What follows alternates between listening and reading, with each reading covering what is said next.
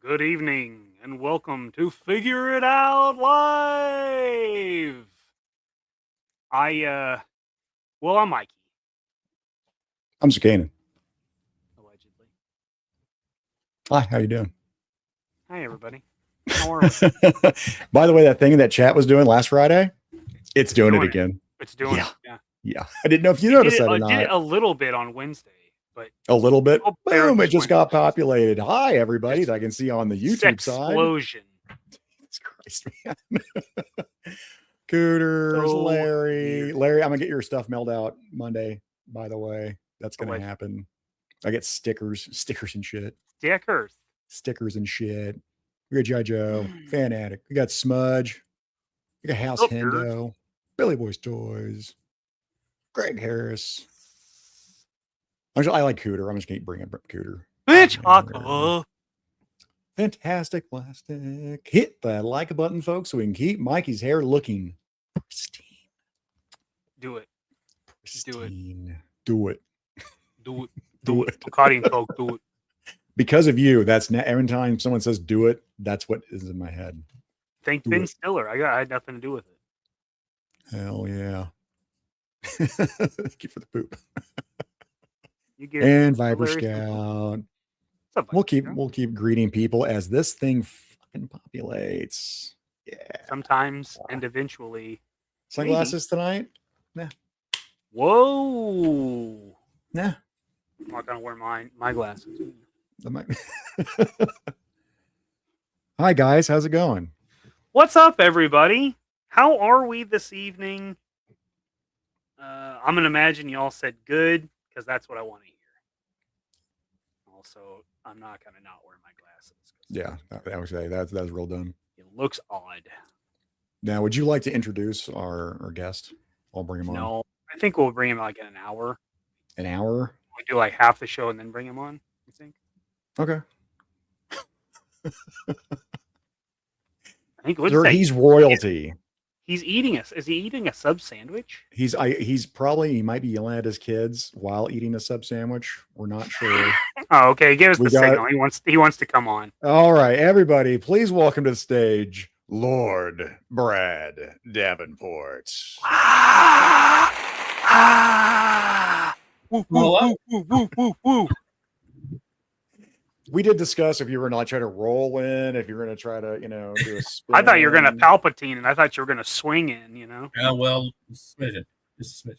Just do it. The other do it. How are you tonight, sir? I'm doing pretty good. How about yourself? Doing all right. I'm doing all right. Except for StreamYard fucking up like last time. Yeah. Great. But guess what? Because of that, we got a fucking plan tonight. We're good. We do have a plan tonight. Well, we kind of have a plan tonight. We had a plan, then we kind of diverted. Yeah, diversion. That's okay. But yeah, first we're gonna get to know our guest, Brad Davenport. Who the hell are you? I like that. That's good. From now on, that's it. Who the hell are you? I'm putting that in the show notes right fucking now. I'm not kidding. Here we go. It's time for our Who the Hell Are You segment.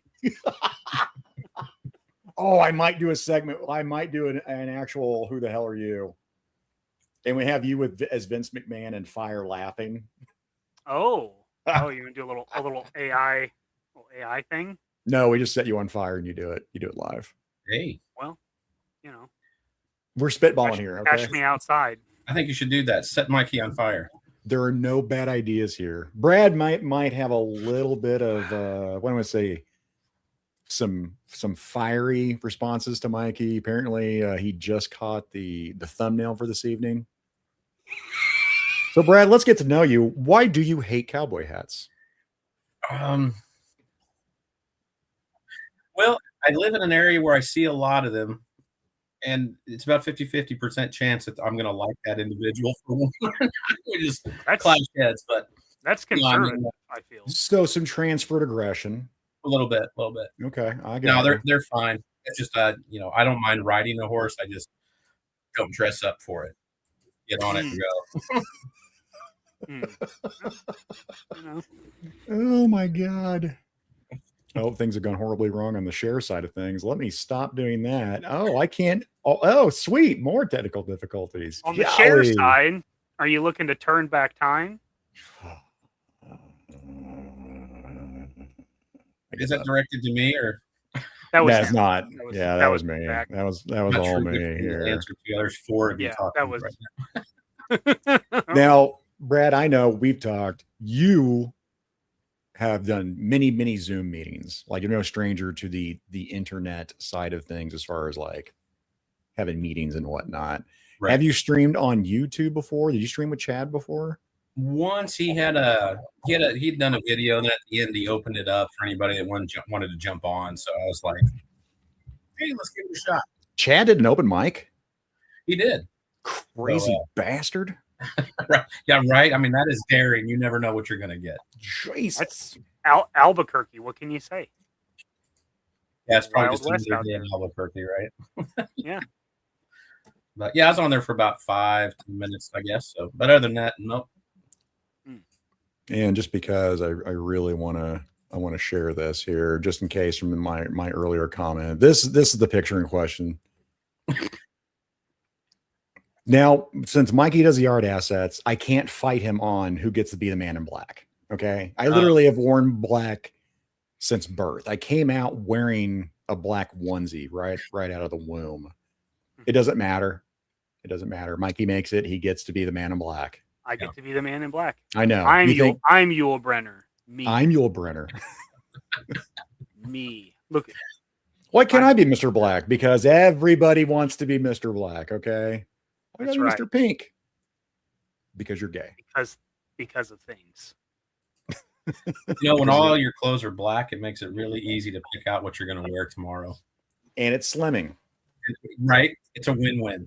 It's a win-win. I had this fight with my biological father, by the way, Brad, many years ago. I was like, you always wear black. It's always depressing. I was like, I wear black because I like it and it matches everything.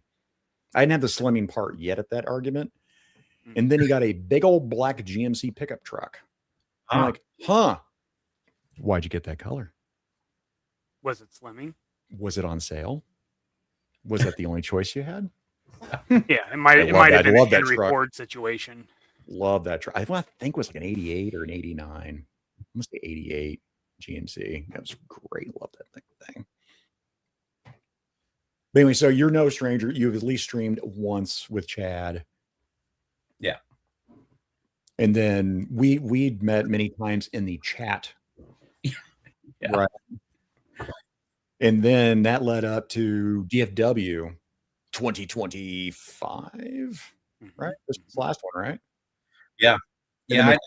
I knew I had to go to there, if nothing else, just to meet Kanan, because it seems like every time I'm getting ready to drop a comment, he's either already dropped the same thing like seconds before I did, or it was reversed. And then I get a comment, hey, I was going to say that. So it seemed like a good idea to go there. Meet the Zalbino himself.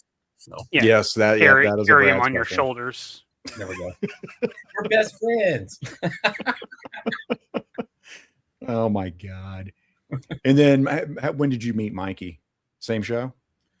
No. Mikey lives same state, but on the north end of it. But we've got a mutual connection that's like lives pretty much right in between. So I met him through another buddy of mine that has a toy shop in Bolivar, Missouri. Peddler's Post? Yep, that's the one. That's right. Toys R Us. Yeah, so I met Mikey. I mean, I'd seen him in the chat, right, and on multiple streams. Then I ran into him and John at a monthly get together that Rob holds at his shop, and then shenanigans ensued. Shenanigans ensued. Yeah, that's true. Yeah, and it's been a wild ride ever since. It has. It has. couple 5-hour phone calls in there, right? You never know. I'm doing production stuff, by the way. If I'm ever quiet for any time, it's because everything I've tried, technical, technically sucked. I can't even say the word technology. That's how bad it is. That is bad. And I've been around since the invention of technology.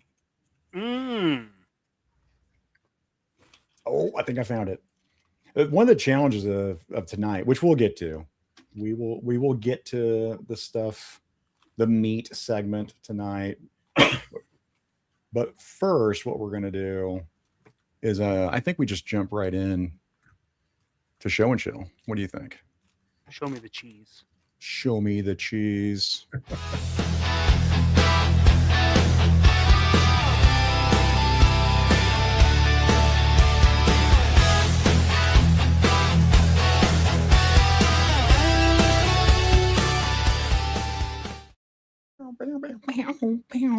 It's kind of real like late White Snake vibe to it.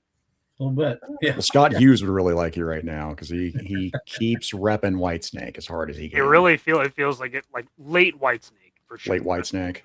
But it feels like it would be like in a montage clip, you know. Like a best of. Maybe not a concert. Just maybe like a concert. not like that. Not like a Home Sweet Home situation, but like a training montage.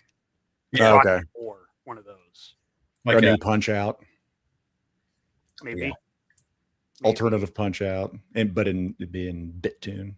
It's that part of the 80s movie that takes place about 10 minutes after the the boob shots that you have to have in the 80s movies. Yeah. Yeah. Oh, I could definitely see that like in a Stallone movie. Yeah. For sure. Yeah.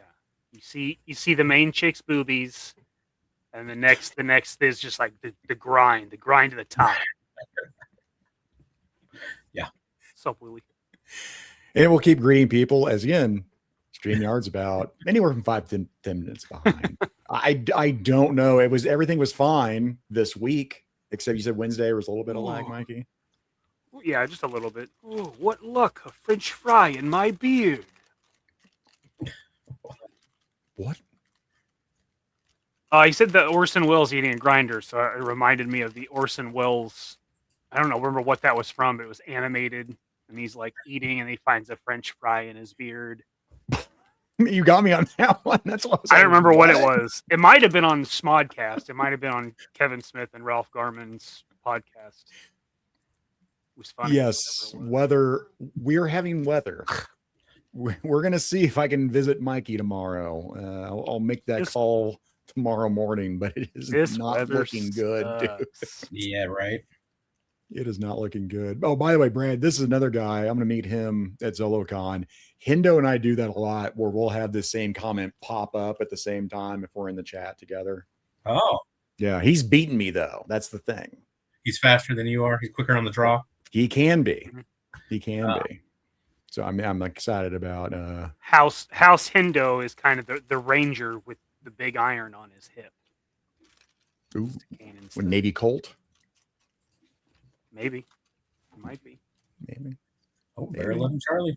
Kev, what's up? Yeah, we're big old fan of Cliff, big old fan of Kev here. Guys, thank you. Because again, it's that Friday night. We're going on a month is what we're trying to do with this new time slot. So we definitely appreciate everyone showing up. Yeah, how's that working out for you guys? You guys enjoying the new time slot? Love it. Much better. So much better. It is way less stressful, man. Yeah. Right. That whole I gotta cut the same short so I can get to work tomorrow. Yep, we got the oh, and I just when I highlighted the David Andrews, I get a note from streamer. We're having trouble streaming to Facebook. This may be an issue on Facebook's end. Blah blah blah. Okay. Literally, as you said that, it popped up. Yep. Okay. Great. Whatever. Thanks, technology. Get the fuck out of my face. Thanks, David Andrews. Might join us on YouTube on Mikey's channel. Howdy. Ghost and Shell Toes. I'm the man in black now. I don't think that's black. I don't think so. Don't believe so. And that's definitely a ghost, YouTube. It's a ghost. Okay. Yeah, there's no point. Johnny. I went through my Matrix phase, but my sister's Dalmatian made it difficult. What did you do to the dog? I think that's code. Matrix face. Oh yeah. And then we get to Jeremy. We'll see if that pops up again. Yep. Talk Hey, about He-Man's He-Man coming out later. Oh, it's on your channel. Okay. I was like, why are you doing? Oh, got to keep that Jeremy safe. Yeah. Yeah, Jeremy, you're on Mikey's channel. You don't need to threaten that bullshit. You're fine. I saw Ross today. War chest full of toys. He doesn't look like a lord. I've been lied to. What would you know of it, Jersey maniac? Yeah. Help, I'm being repressed. Why don't you speak into the microphone, you maniac? HCC at Stolen Time. All right. Yep. In fact, let us get to that part of it here. I'll keep doing that. Brad, what do you have to show and shill? What do you have from your collection you would like to show off? Well, it's an oldie but a goodie, but it's one. So my son, he had a nice toy collection growing up. And in this toy box, we hadn't opened for, I don't know, 10, 12 years or so. So it opened up and we were looking in it. And this thing was sitting in there. Oh, yeah, buddy. Yeah. Oh, yeah. And I was like, oh, okay. So he's got like the whole set of this line for the time. I think it was 2007. 1/18 scale, correct? Yeah. Yeah, that thing looks badass. So that's gonna be going with some of my Joe stuff there. I like that. Hell yeah. I like that a lot. It's like free toys, right? Free toys are great toys. Right. No question. No question. You bet. Yeah, I love that thing, man. That's kind of stuff that I would like to have, in the 1/18th, If I dip my toes back into it. I just stuck in that lane. I've got limited space. It was like, I'm just gonna stick in this lane. Smart. And we talked about That's it. It's a good truck. Nice. That's That's a solid fucking truck. Mikey, what you got for show and shill? I picked up some comic books. Amazon sent me doubles because I got one today as well. So now I have two Destros. The trade paperback. Sent you doubles? What? Energon Universe. Yeah, they sent me one yesterday and they sent me one today. Make sure you don't get double charged for it. I don't know. I don't see any reason in keeping it. I'll do the honest thing and tell them they sent me two. Or do a I thought it was weird. Don't tell me what to do with my extra books. Just an option. So I got that, which is cool. That's the last single trade paperback from the Energon universe. It's the only one I was missing. Eventually, I'm gonna pretend to read it. And then while I was at Roof Squad Entertainment, Kansas City, Missouri, I bought this one, which I've been wanting for a while. So this is it's a trade paperback, but it's really just like 5 or 6 different versions of Giant Size X-Men Annual. But it's like it's a tribute to Wayne and Cockrum's, but like inside, like different people did cover art, like Alex Ross did one, and then you get into the book itself, and there's different people did the art. So it's that book, just multiple people put their work into it. It's really cool. And then at the end, it shows you like, original sketch panels and different characters that didn't make the cut, like the new X-Men, the Claremont X-Men, like other versions they were looking at, like this Black Cat before it was Storm. Oh, interesting. Yeah, it's a really cool book. Really cool book. I've been wanting it for a while, and he ended up having it, so I snagged it. And then I got some X Factors. I don't care much for this cover art, but it is Havoc and Cyclops, which I think is cool. Dude, there's a lot of those in that time period, Mikey. And Extinction Agenda, and I don't mind having those individual issues because most of those are pretty cool by And then you think it's the artwork on that cover, or was it the undersaturation of color that makes that less? For me, it's the art, because it's like whoever did this. I don't know who did this. I don't see. It's like someone was trying to copy Simonson. Bagdanove and Milgram. I don't know. I think it has a real Jack Kirby vibe. Like, look how like squarely built. Look at their feet. They look like caveman feet. Yeah, it looks like Jack Kirby. Well, especially Havoc. I mean, Havoc looks like a straight up Neanderthal. Yeah, like if you told me that was Sergeant Rock, I would have no problem believing you. And then I got an issue of Fall of the Mutants, which shows Apocalypse taking down the X Factor while the Horsemen in the top, and then first team cover of the Horsemen. I got that, which was pretty cool. So I got some cool books for the collection, and that was really it. I haven't been buying much lately. I did finish this sci-fi. If anybody missed that on Wednesday. Oh yeah, I'm gonna get that up here. That's nice. I like it. Like that. Pretty wild. And then for Johnny commissioned me to make him a larger leather neck, so there's that. You want to talk about the recipe like I was asking last night? Yeah, so the torso, the arms, and the diaper are rock and roll, and then the legs are Grim Viper. So, and then I just did it so the paint matched, so it looks like a factory figure, which is what he wanted. He didn't want any washes or dry brushing or anything like that. And then the vest and the accessories are leather necks, except for the M16 is Top Fun Retro. John Top Fun Retro. Yep. Yeah, that sci-fi and that leather neck, like that is how Classified should have done leather neck. Yeah. Yeah. I mean, you're right. If you hadn't said that wasn't a store-bought figure, I would assume that was a store-bought figure, right? It should have been. Maybe when they do Brazil missions, maybe they'll correct it. Probably not. What do you have? What do you have, Zakane? You know what? I got a few things. Just because anime booby lady you got. I've got an anime booby lady, but tonight, you know what I'm gonna show off? I'm gonna show off something I don't usually get to show off. Oh, nice. Firebird.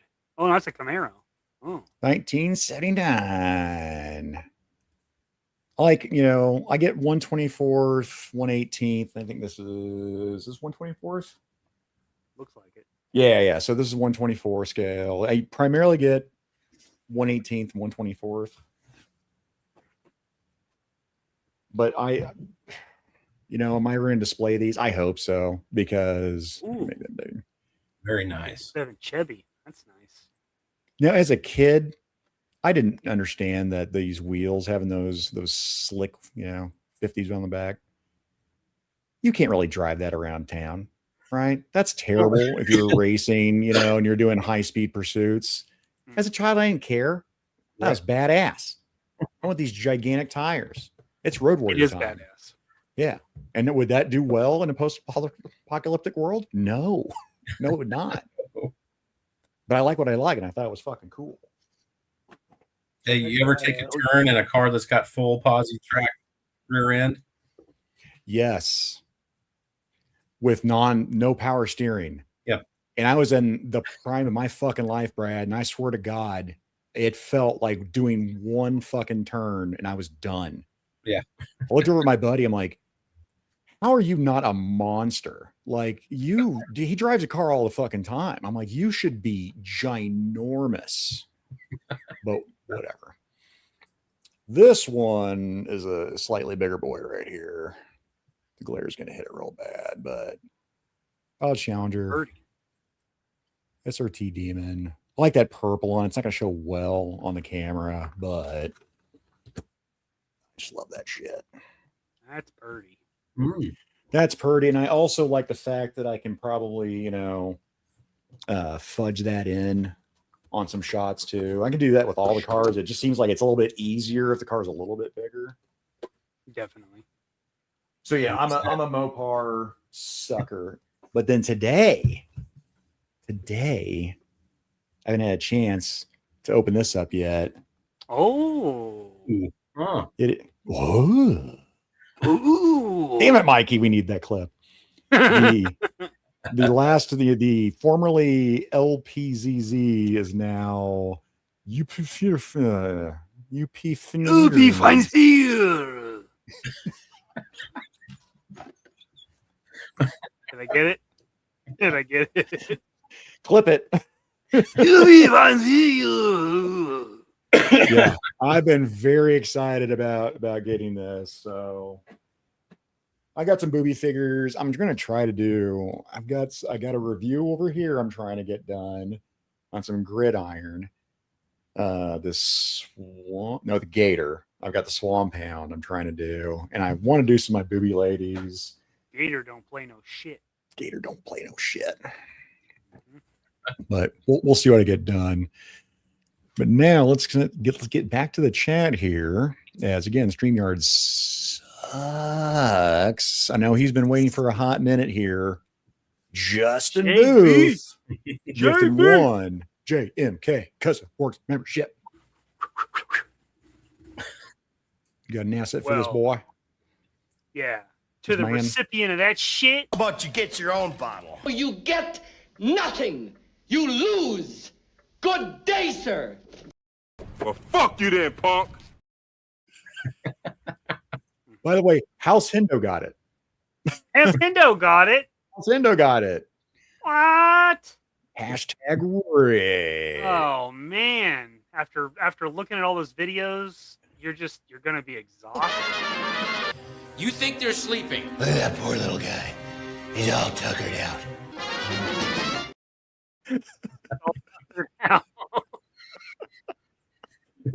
Oh shit. And speaking of customs, Tony's Figs, man, yeah, that Storm Rider he's got. I'm looking forward to Classified doing it, but yes, I might do that at DFW. I might be cosplaying as Storm Rider. By cosplaying, you mean wearing your normal clothes? Yeah, but I need the logo. I need the Dreadnoks logo, right? Oh, okay. Yeah, okay. I want to try to do it right. Okay. And we get caught up in the chat here again. Are you gonna do that like 1980 style and just like safety pin it onto your jacket? Maybe the jean. Is it a jean jacket he's wearing, or is it all leather? Or is it a combination of leather with a jean jacket, like Triple H style?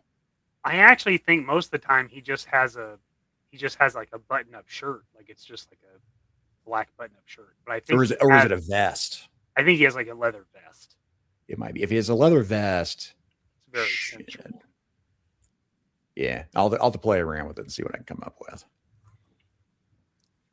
All right, and then leather vest with the jean jacket underneath it.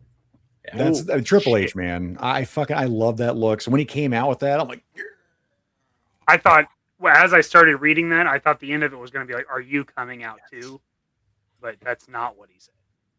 I say that, Hendo. I may or may not be. He's in for the booby nuns. I've already got a booby nun. As soon as Hendo, as soon as it comes up on 5K and he sees it, taste the biscuit. Droog. I don't know. Thank God. You're gonna taste Drew's biscuit. Now get some stickers. I know. We gotta get figured out. Mikey made figured out stickers. Yeah, but now they're not accurate. They're inaccurate. So they're collector items. We changed times. Yeah. Does that mean they're vintage? Is that what it is? They're vintage. Ooh, vintage. Yeah, they are. I don't think they qualify for vintage. They are discontinued. They're new old stock. Scott, what is? There you go, Scott. What? I'm not. You know what? I'm not going to ask about your avatar. I just. What is this? You know what? If I have to ask, I'm gonna get off of it. Yep, the artist formerly known as Bulbs. And, Opar Nopar. Okay. Yep. All right, chat. I am going. Yeah, air sticker's worth more money. I am going to snag that. Oh, we just had. I just saw him. I just saw Papa Jerk's in the house. I missed Worry popped in because fuck you, StreamYard. Like with my whole body. You're so buddy. stupid. Taste the beef. There we go. Now I see it. Sagainen. Sagainen. Have a thick skin in this industry, everybody. That's what I recommend. Yeah. I'm gonna stay at his house. I'm gonna show how gay I am. Hey yo. Zelocon. Yeah. Which might be his plan all along. Yeah, I think you better get a lay of the land before you make promises. So 1 bag for clothes, 1 bag for toys, and 1 bag for baby Toys. oil. Yeah, you just pick up baby oil when you're there, though. You don't have to ship it. You know, It's a lot to carry all at one time, unless you got a big duffel bag. he's going to use it all, No half stepping. I don't want to take that back on the plane. like a 30-gallon drum. You just pump it into a cup and use it a little bit. It's a lot to explain when you get to the airport, right? The whole fluid ounces thing. I'll probably have to do a check bag, I guess. It'll have to be a clear container for sure. Well, this leads perfectly into this segment.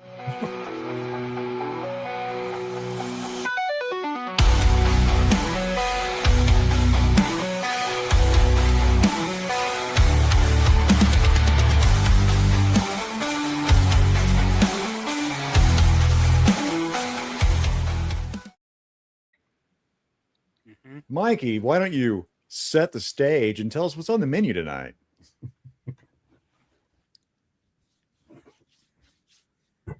Well, tonight we've got a nice sea bass. No. Tonight we're doing our top 5 favorite live concerts as well as the venues we saw them in. Despite some of them not even existing anymore. Irrelevant information. We're going to talk about when, where, how good it was. And maybe we'll get some honorable mentions. I don't know. I don't know if we'll have enough time.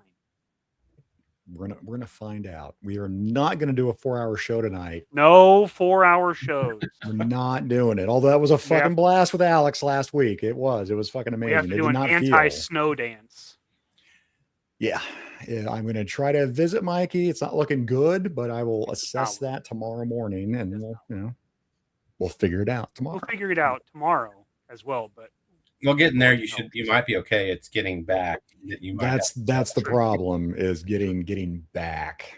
Yeah. So if I go there and I get well, again, I'll figure it out.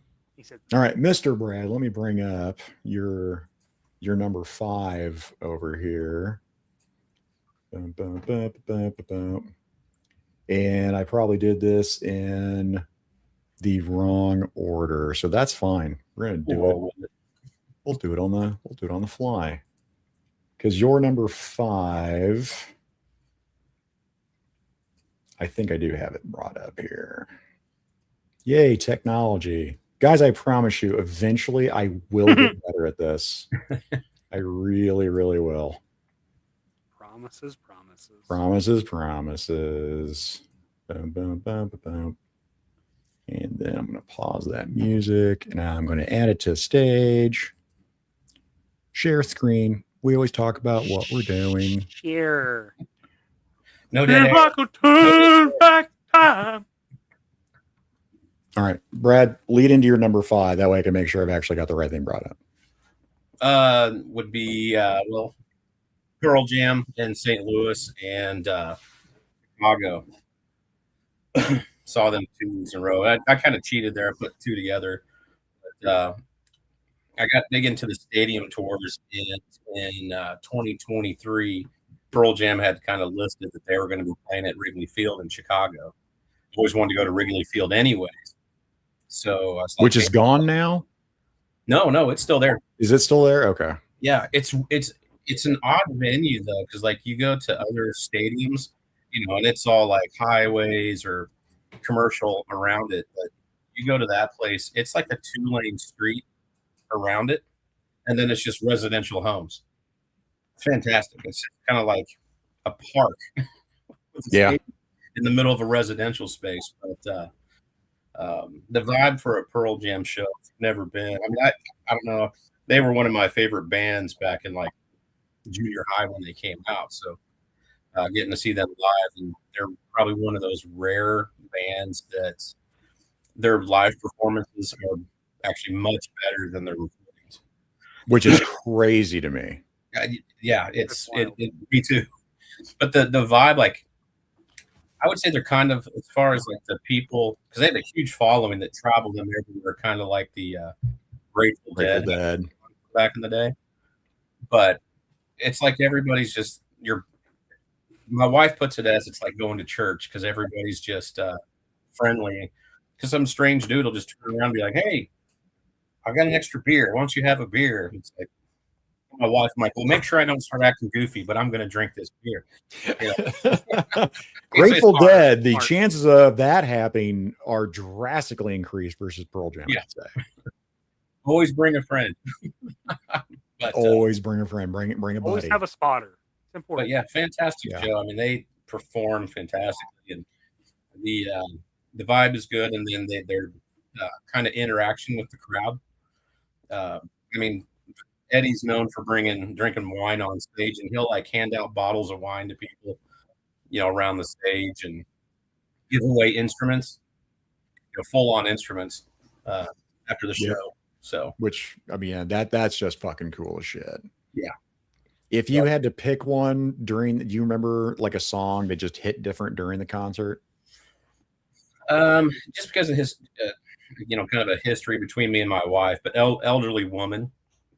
That one hit really hard, and then Release. Those two, hit pretty good. Did they ever play Last Kiss? Did they ever do that? Yes. Really? Yeah.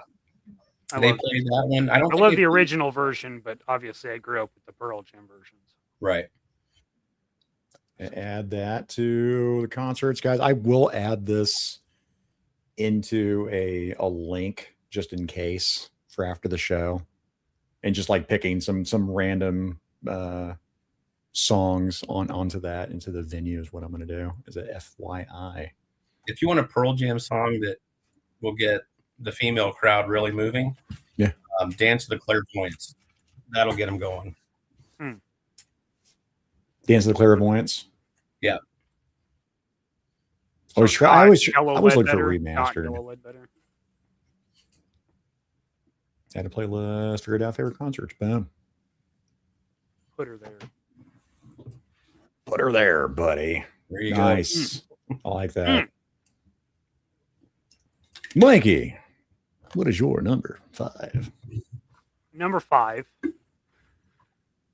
is Hacienda and the Greenhorns. When I saw them in March 2011.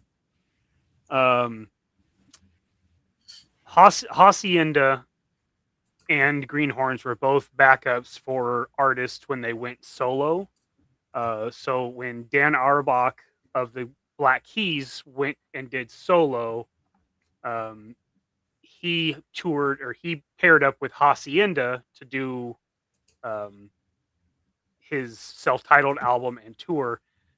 Jack White, on the other hand, when he went solo, he went with the Greenhorns.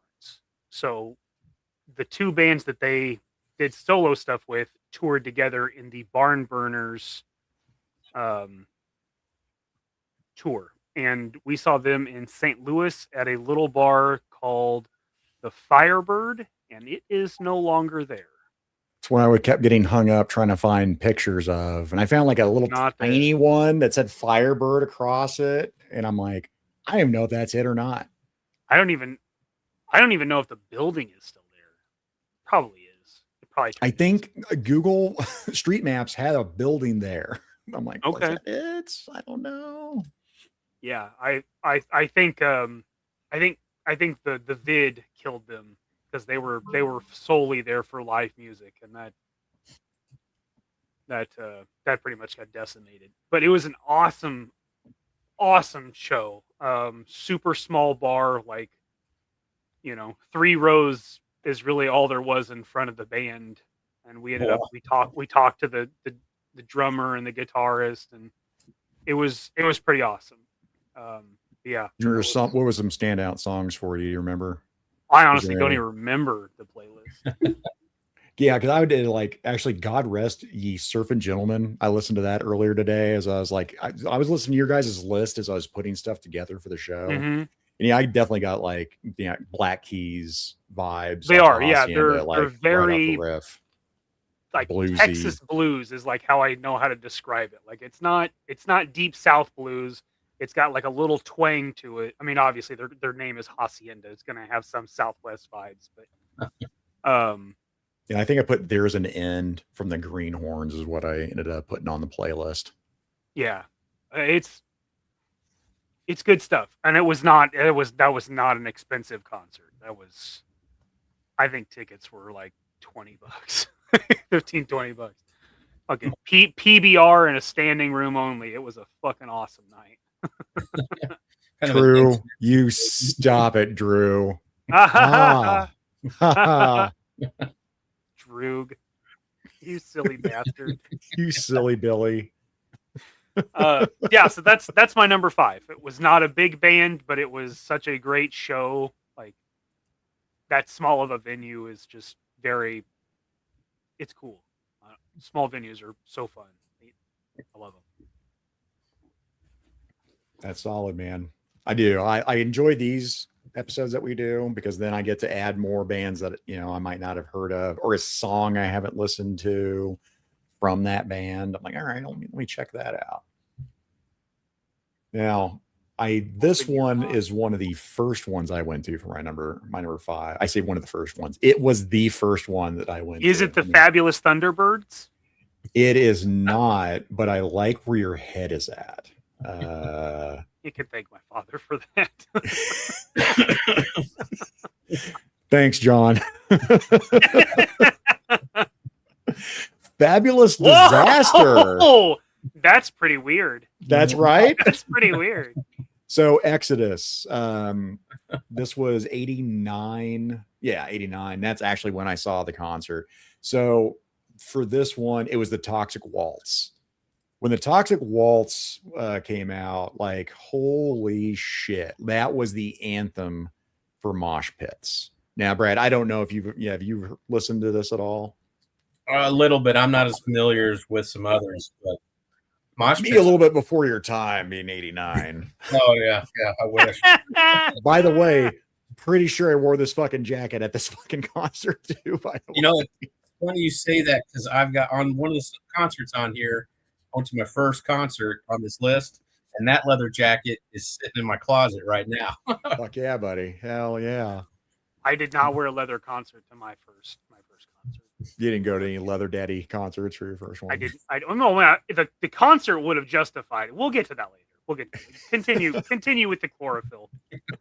Yeah. So anyway, Toxic Waltz. That was an anthem, man. So I mean, my first concert, I got to do a mosh pit. I got that cherry broke right off the bat. Now the whole mosh pit, you're walking around, stomping, throwing legs and shit, and getting hit. I found out that's not for me. Yeah. I'm not crazy about that.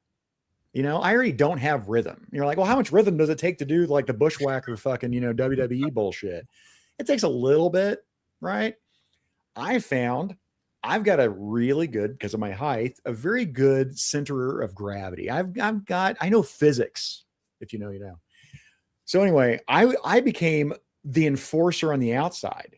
I liked that routine. I can kind of like monitor shit and like not get punched in the face or kicked in the face randomly or as often. I'll say that. And you can watch out for people being fucking assholes to your fucking brothers and take them the fuck out. Right. So I enjoyed that for my first mosh pit. There was a local band that played. Let me see if I can get your bring them back. So are you saying that you would watch your friends, and if somebody tried to go up on them, you'd tank punch that dude before he got to your buddies? Yeah, just the whole Ric Flair, just drop, boom, right? Because I'm already right there. Because I can just stand up and speed bag it, you know. It's also really dangerous though, because your face is like right there at elbow level, and people are just fucking throwing arms and stuff. But it was less dangerous being on the outside versus the inside, Mikey. And by the way, they never saw me coming. They never saw me coming. I'm just trying to get everything before you. I'm just trying to do everything before you guys get me, you fuckers. But yeah, so Dead Orchestra was a local band. It was just one of those things. And dude, Mikey, I don't know if this concert was like $8 back in '89. It might have been 10. I don't know. It was cheap. And it was at the Emerald City fucking Ballroom, which was a strip mall. That's all it was. In fact, it looked like someone broke in and slapped a name on the outside of it. And they're like, hey, we're having a concert here. You know, like one of those mob concerts, like, hey, meet at this address and we're going to throw a party together. That's what it fucking felt like. And it was glorious. That's what people with bands do. Like the hillbillies do like tailgate parties. We'll just find some field or whatever. But people with bands are like, hey, I know this abandoned place. We'll print out a banner. Right. Do it in a field and shit, a barn, right? When you're in the Midwest, like we are, you know, if you're in the city, it's like some fucking derelict warehouse. Which is easy with like country music because you have acoustic instruments, but metal, that's a harder swing in a field. Right. It is. Been there, done that. It is. Yeah, it can be done, but it's going to sound different. Yeah. That's when, as a drummer, you're looking when the cops show up and you're the drummer. You're looking at the guitarist. Like, you son of a bitch! Because you just get to run. I got a fucking kid. I was out here playing music, and all these fucking kids started gathering around. Man, what was I supposed to do? What do you do? Yeah, my God, I will tell you, a child hell. There's one physically. It's Cloth World. I have talked about that several times on this channel. That was an actual fucking place. It was child hell. But I get to get toys either before or after going to Cloth World. Going to my grandmother Evie's, rest in peace. Lawrence Welk was child hell on television. Like, my God, Lawrence Welk was, I couldn't dislike music anymore until I discovered jazz. I fucking hate jazz. You want to hear a interesting factoid? I would. So my family, we're all originally from LA, and my dad was a background dancer on the Lawrence Welk show. No shit. What? Yeah. That's wild. That is fucking wild. My God. Lord of Brooklyn. Oh, what's HEC saying? Zakina was a sound part in the formation of the Lawrence Welk Orchestra. Get fucked. Fuck you all. Actually, Joe Vegas, what is going on? Drew J, you hate mosh pits because you're too pretty, Drew. Jesus. You're so smelly, and there were too many people wanting to hit you hard to get their jollies off. Drew. That's exactly how he sounded whenever he was typing that out. 100 fucking %, man. Perfect. Guys, and I am starring. We'll get the comments probably after the fact. We're going to see. My God. And we'll get caught up here. That's a good one, Mike Joseph. I definitely started that one. Halcyon, I was born in a mosh pit. I'll help you with your two-step rhythm. Enforcing was my shtick too. Probably led to me becoming a bouncer for a decade. Yeah, you know what? Yeah, later on, this guy ended up being a bouncer for whatever fucking reason. Whatever. Yep. Same thing, Brad. Yeah, at the local venue here, Juke Joint. We did shows. Oh, yeah. You mean when you watch Roadhouse and you're like, aren't you awful small for being a bouncer? That got me laughing. I'm like, yep. Yeah, I get it. What's funny is actually the guy, we won't get into the whole story, but yeah, the guy that made that comment, when he made that comment, is like, well, yeah, maybe, but you realize you're making that comment out on the street, dumbass. It's not making it inside. He got drug out. All right, star this is again. Yep, our StreamYard chat is sucking. Whoa, hang on here. I was going to say my buddies had bands. They convinced the Jewish Community Center to host their Battle of the Bands. Never seen temple leadership so concerned. Oh, yeah. I bet. Hey, Drew, trust me. I get it. I don't know, but I did. I got my drinks free too. That kicked ass. I don't know what deal you had, Brad, but I got money. I get money. I just got I like money. Save the drinks till afterwards. There's free drinks. I got to watch concert for free, and I got to handle idiots, which was very bare minimum, honestly, at those concerts. Right. I love the whole thing. They're like, oh, you can't just unnecessarily pound on somebody, but it's like, well, I can't help it if they tripped on the way to the door. It's not my fault. It may have been my foot, but it wasn't intentional, right? Yeah. Again, it's the legal shit that you're not really aware of at that age. At least I wasn't. I was like, legal shit. Like, what do I got to do? What do you want from me? You mean okay. I can't just punch him in the face? All right, whatever. I mean, I'll get him in the mosh pit and go, take that fucking guy out over there. Thanks. Yeah. All right. Now, this one was definitely a challenge when I was trying to put stuff together and gave up on the slideshow because Brad, you had some fests, which had a bunch of people. So let me bring this up real quick and then talk about your number 4 as I bring this up. Number 4 was actually it surprised me when it happened, but they had a Rockfest 2007. A local radio channel that would bring in concerts from time to time, but they're usually like, maybe 1 or 2 bands, kind of like what Mikey was talking about at a smaller venue. But they decided to hold this big event. And I mean, this had Godsmack, Breaking Benjamin. And this is like when, back in 2007, these guys were some of these bands were fairly new, but it's Chevelle, Buck Cherry, Evans Blue, Puddle of Mud, 3 Days Grace, this list went on and on. 2007, yeah, that'd been like the height for a lot of those fucking bands right there. Johnny Dare's Wet Dream. It was all outdoors. My daughter, she wanted to go. She was like 12, and so I'm like, okay, couldn't be all that bad, right? So we go to this concert, and especially Breaking Benjamin comes out, dude, and tops start coming off, and my daughter's like, "What is she doing?" And I'm like, covering her eyes. I'm like, "Don't ever do that. Don't ever do that." So next, what is that one? Well, you know what? One of the coolest things that had happened is it started to rain, but not like heavy rain, but there was a storm happening off in the distance behind the stage. Oh, that looked so almost good. Was like the lightning was timed perfectly with the stage show. I was like, dude, this is perfect. I've had one like that. We'll get to it too, but that lightning storm behind the band is so badass. I know, right? When it's far away, when like nobody's worried about it, you're just watching like purple flashes hit across the skyline. It's so cool. Yeah, the worrying about getting hit by lightning was a little later in the show when another band was on, and it was like, sure, okay, this might be a little too close. But it's like Blackstone Cherry. I'm like, I don't know if I've heard of Blackstone. I forgot about them actually. Yeah, some of them may not have lasted quite as well, but yeah. Now Buck Cherry, I remember Dad and I went to a fest in Oklahoma.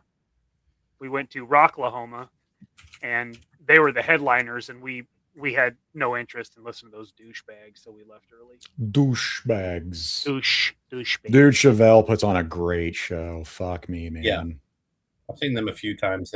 They don't disappoint. No, they do not. Oops, go there. Yeah, I mean, again, Puddle of Mud.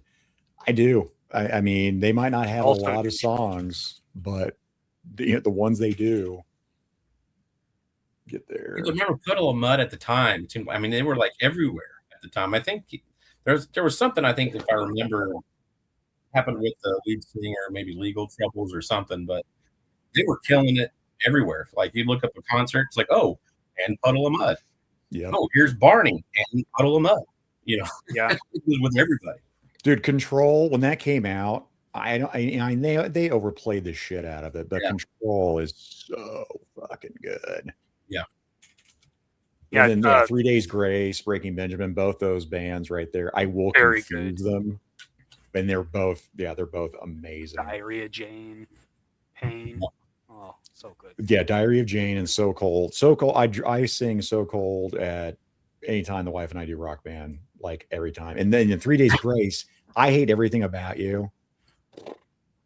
Right. Let me just add that in there. And I Have Become. Just so fucking good, man. Yeah. It's good. It's good.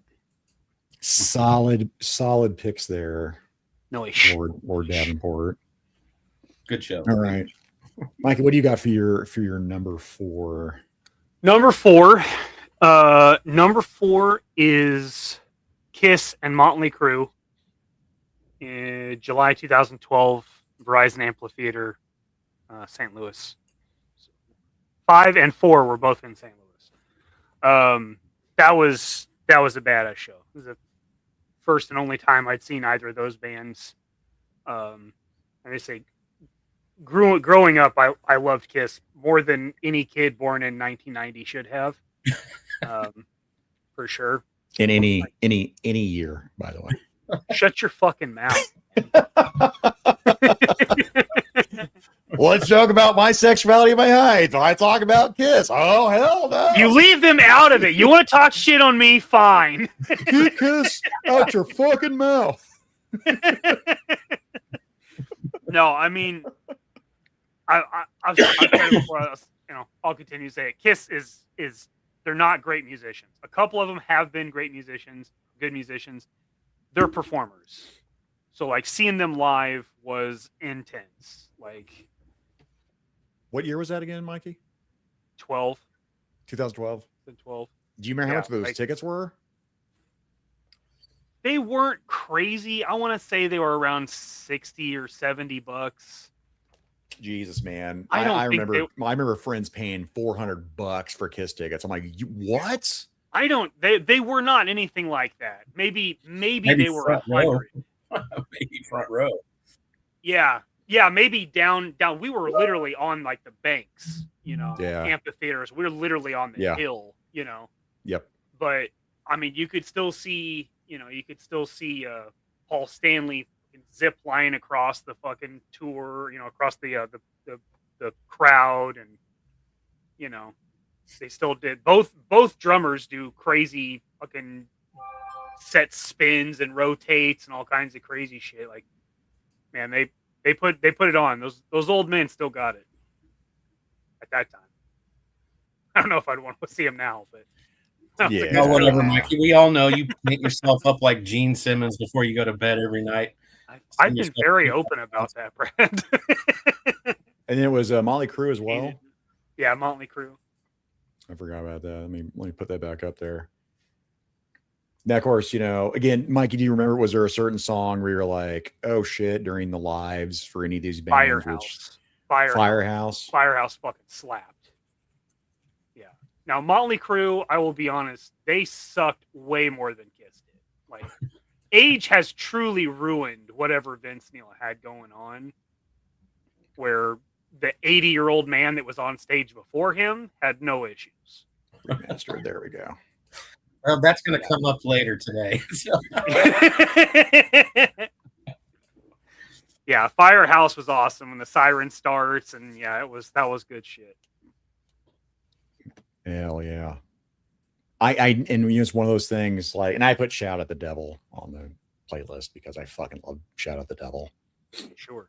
But yeah, Girls. I mean, again, I never saw Motley Crue because I loved their earlier stuff. I loved that, Shout at the Devil versus, oh God, you said it earlier, Home Sweet Home. Like, if I wanted to try to sleep with a girl, I would play that song. Yeah. Because all the girls fucking love the shit out of that, and Guns N' Roses Patience. Like, okay, here we go. Whatever it takes. Hey, man. Patience kind of sucks, but yeah. Well, I think I like Patience. Go ahead. I think Motley Crue made their name on. I mean, if you look at I'd say 90% of their songs are anthems, right? Yeah. They're not really just kind of slow love ballads. They're not ballads. Yeah, they're not a ballad band. No part about their attitude is ballad. No, they're not. Which is probably why part of the reason why I like when those bands did ballads, because like this is a different side. This is something different, and I like that. Okay, here we go. Yep, I've got mine. Is it Molly Hatchet? It's Three Dog Night. That would be crazy if it was Three Dog Night. That would be really cool. Because I think that's what Jerk said when we were like I would be after show. I would be pretty impressed. Nope, this one. Let's bring this down for my number 4. This is also an earlier concert that I was at. Boom. This was this right here, Sunday, March 29th, 1992. So the Cotillion Ballroom here. My Sister's Machine. No idea. Crowbar. 15 Bones. I don't. Oh, geez, I didn't even pay attention to that. 15 Bones. Mikey is correct on that.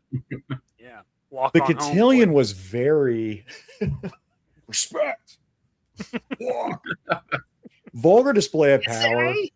Let's just go. Let's do this here. I want to see this. This freaking picture right here, that cover art. I had a shirt. Vulgar display of power, just so iconic when that came out. I just, holy shit, man. So for me, those bands that were listed, they might have added a local band too. Fuck, it wouldn't surprise me if Dead Orchestra also played during that time in 92. But for me, when I saw them, I don't remember those bands like I was saying. But what I do remember is I got out of the mosh pit to take a break. Like, okay, I'm gonna kind of relax over here, get my breath, get my wind back. And then there's this guy next to me. We're just, doing the white guy thing, man. We're just out there just fucking banging our heads, man, just fucking rocking out. And this guy was also not taller than I was. He was actually a little bit shorter. Whoa. So I'm already thinking I probably should become best friends with this guy, right? That's how I work. I look over and I'm like, I do a double take again. I'm like, who the fuck is that? Why do you look familiar? And he looks over at me and goes, oh shit, that's Phil Anselmo. So the lead singer of fucking Pantera was just out there in the fucking crowd before they played, just having a good fucking time. I'm like, fucking right the fuck on, man.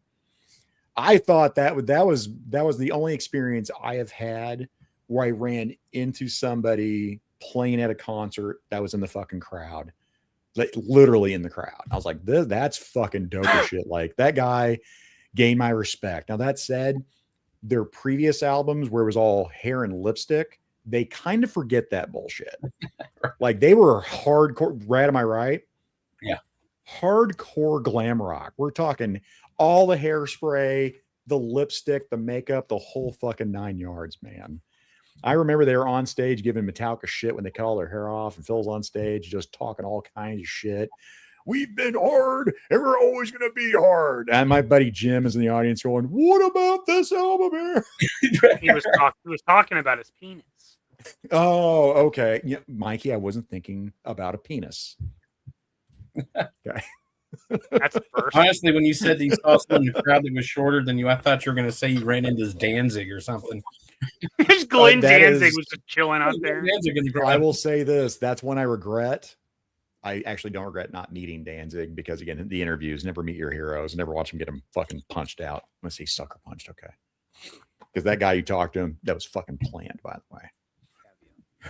But anyway, I wanted to see him in concert, Brad, until I heard their live album. And that was one of the things that put me off live albums. So I got this Danzig live album. Like, oh man, let's check this out. I haven't been able to see him live yet. Mother! Oh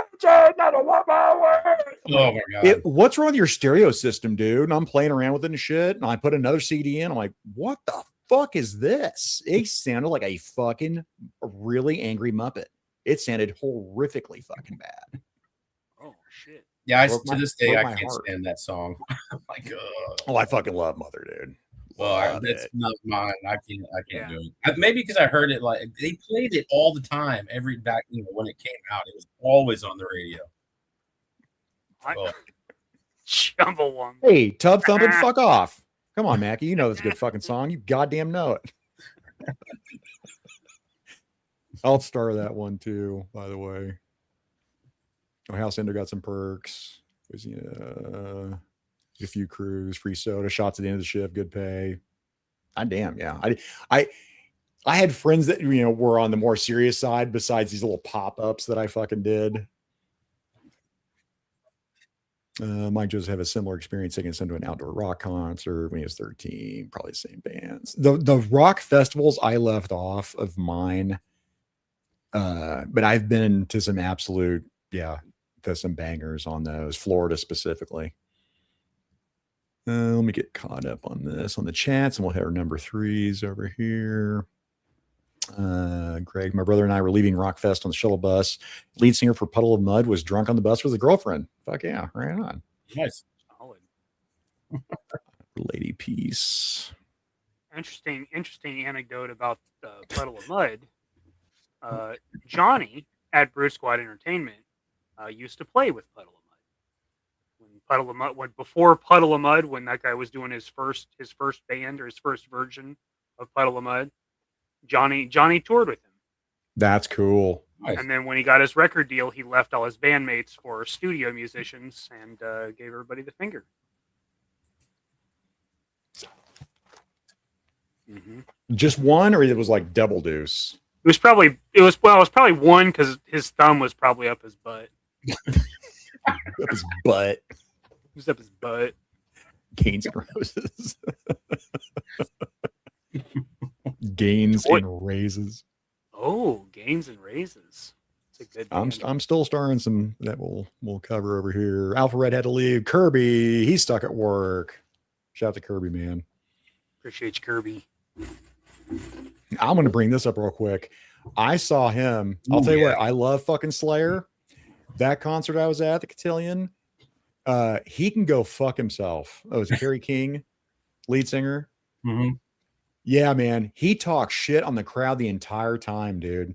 There were 3 bands before Slayer that were, I can't even remember who they were. We were going all fucking out. We get to Slayer. Everyone is a fucking hot, sweaty fucking mess, man. We're giving that motherfucker all we can. And he's like, oh, stop the show.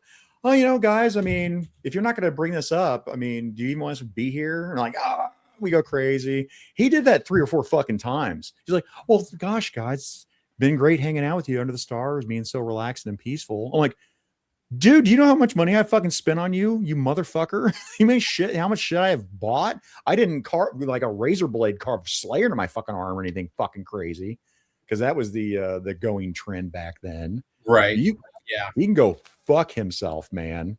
As much as I fucking love Slayer, fuck him. Yeah, should have drug him into the pit. I mean, they're mosh pits. So there's mosh pits, and then you get into like Slayer and Deicide and the Sugar, some of these others. And it is a straight. I mean, it's not a mosh pit; it's a war zone. And if they're not seeing a war zone out there, they get that kind of attitude. Hi, Moo. Of course, I bring this comment as I start dropping the F-bombs.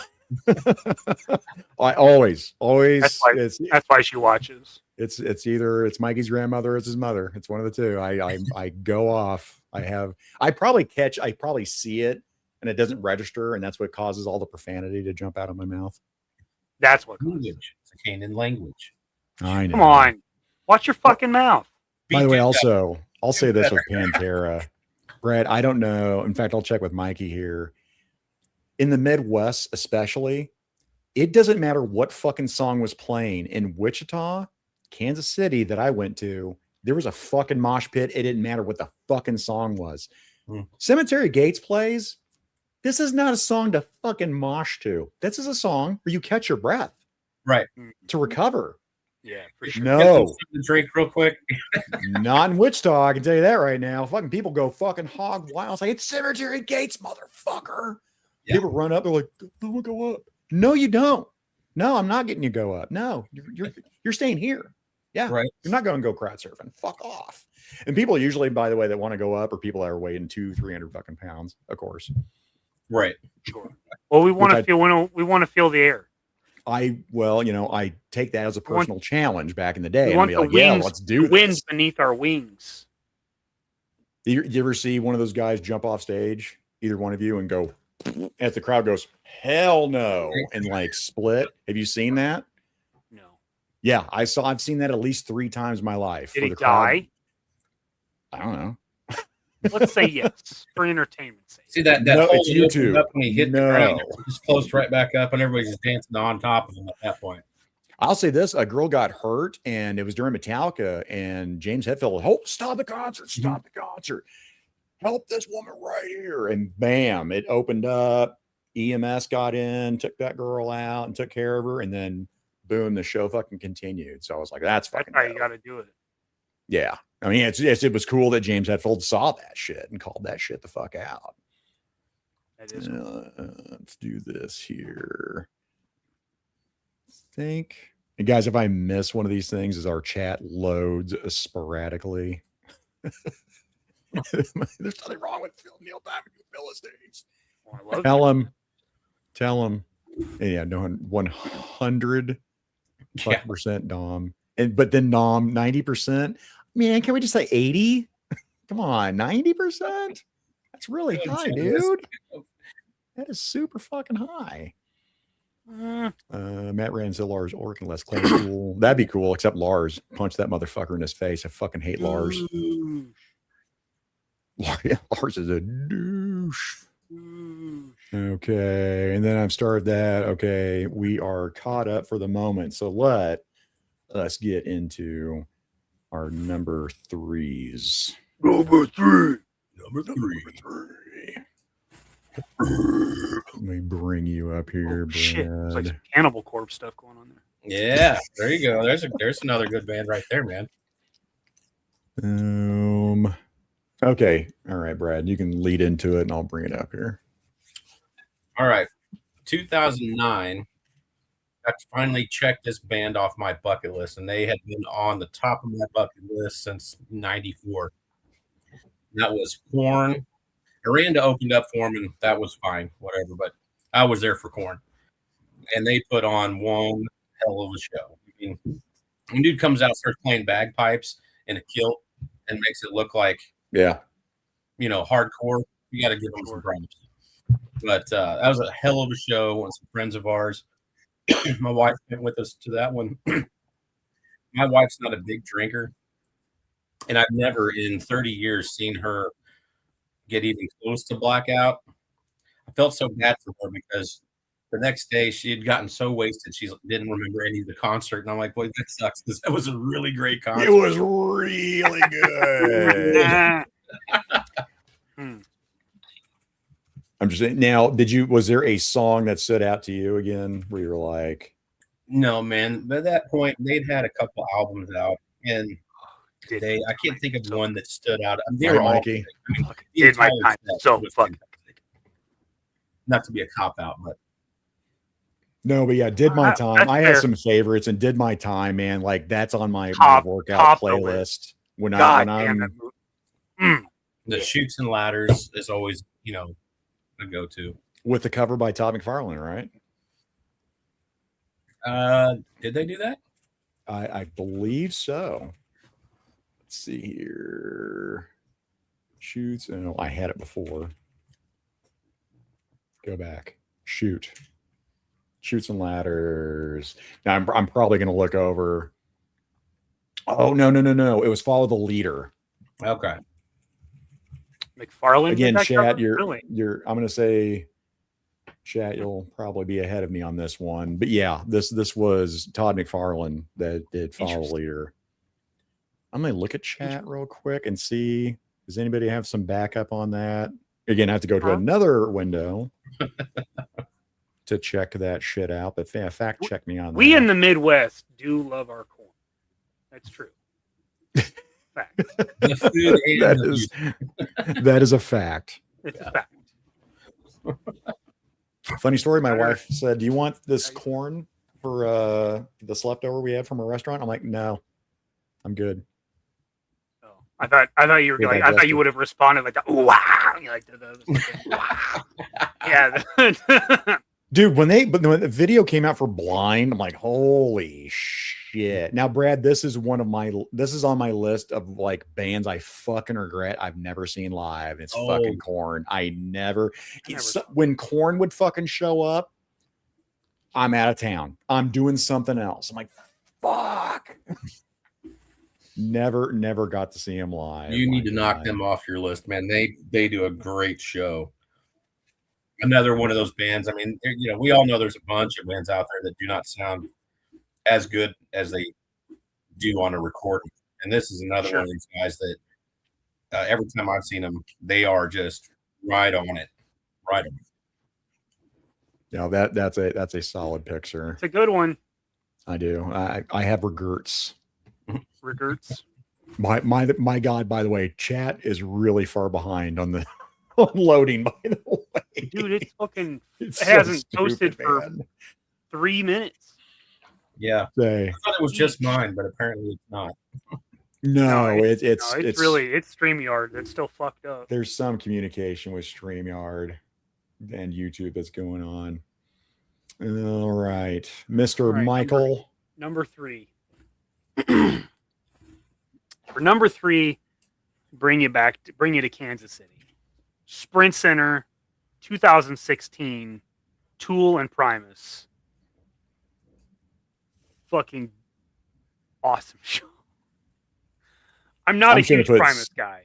But Tool I have loved since well before I should have been listening to fucking Tool. That's for damn sure. Now, again, so was there a song as I'm doing this? Was there a song that you're like, holy shit, this is amazing? Hearing Sober live that's what I'm on right now. Yeah. Experience. Yeah. Hearing that fucking bass kick up and that was mine. I got to see shit. I saw them at, I believe, the Cotillion. Man, I don't have a lot of my ticket stubs. They're somewhere else or they're just fucking gone. I don't know. I actually have pictures from this one. If anybody would like to see pictures. Yeah. Is that the one you linked me on the on Discord? Yeah. Yep. I gotcha. They're the last, those 10 pictures. Let's go. We'll go because here, this was January, like 4 months before I moved to Kansas City. So I was coming up here for like job interviews, and my buddy and his fiance were like, "You want to come up here and see Tool?" And I was like, yes, for sure. And dude, the lights and the lasers and everything going on with the Tool soundtrack, like it was quite an experience. Yep. And I was definitely high too, if that would help.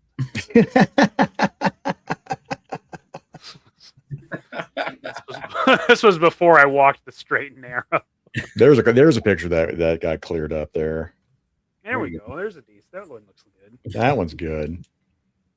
Yeah, I was looking to see if I had that. I don't think I do. I don't think I have my stub. It was so good. Yeah, this was the Sprint Center. Now the T-Mobile Center. But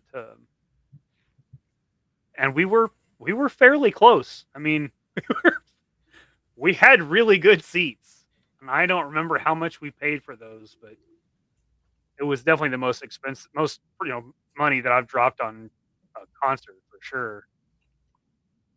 You can see Maynard's shadow there in the middle. Yeah, I mean, Maynard, it's a performance. Like, it is. It's definitely but theatrics. For him, it's like he just wants to be hidden. Yes, like, it is a performance. It's a huge show, but Maynard wants to be like in the back. Like if he could be behind stage, he would do that. My buddy sat there and saw him, and this gigantic bodybuilder came out with a duffel bag, and then walks onto the stage. There's nothing, there's no singing yet, and this massive dude just turns around, and the duffel bag opens, and he's got the microphone to the duffel bag, and Maynard's in the duffel bag and starts singing. That's insane. It's fucking crazy, That's wild. But that's what he did. I love his interviews too, and man. he's singing a duffel bag. Yeah, what a flex. Yeah. Yeah, it was. Oh my god. Yeah, this show was insane. And then like for a couple songs they played together, that was insane. Like I'm saying, like I'm not a big Primus fan, but Tool's music has focused me through some shitty times. Oh, man, those guys hearing them still it almost centers me. It's a weird thing. You can definitely tell that those guys are intellectuals. I mean, I don't know how much you know about, like, if you look at the lyrics they write and then how, their backgrounds, there's some smart guys, man. Talking about. Let's go here real quick. So yeah, Primus for me. Yeah, it's this one right here. Jerry was a race car driver. Oh yeah. Absolute gold, Jerry. I remember there was like a I don't even know if it was legitimate. There was a music video for their version of Devil Went Down to Georgia, and it was like claymation. I loved watching it when I was a kid. Dad had it on his work computer. I don't remember that. I remember watching it like anytime I was there. Like when it was Big Brown Beaver, it was okay. That's funny. Yeah. All right, cool. Right. It's funny. Yeah, it's funny. But yeah, my name is Mud, and Jerry's a race car driver. I mean, just so fucking good. They rip. Man. I mean, they do. I'm not shitting on Primus.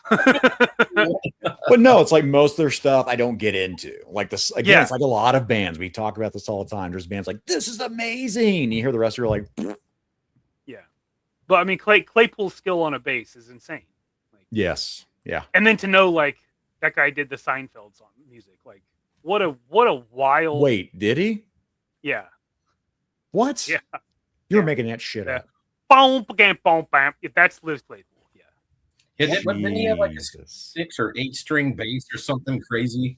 Something ridiculous. I think it was a 6 string. But yeah. No, I got to do mine too, huh?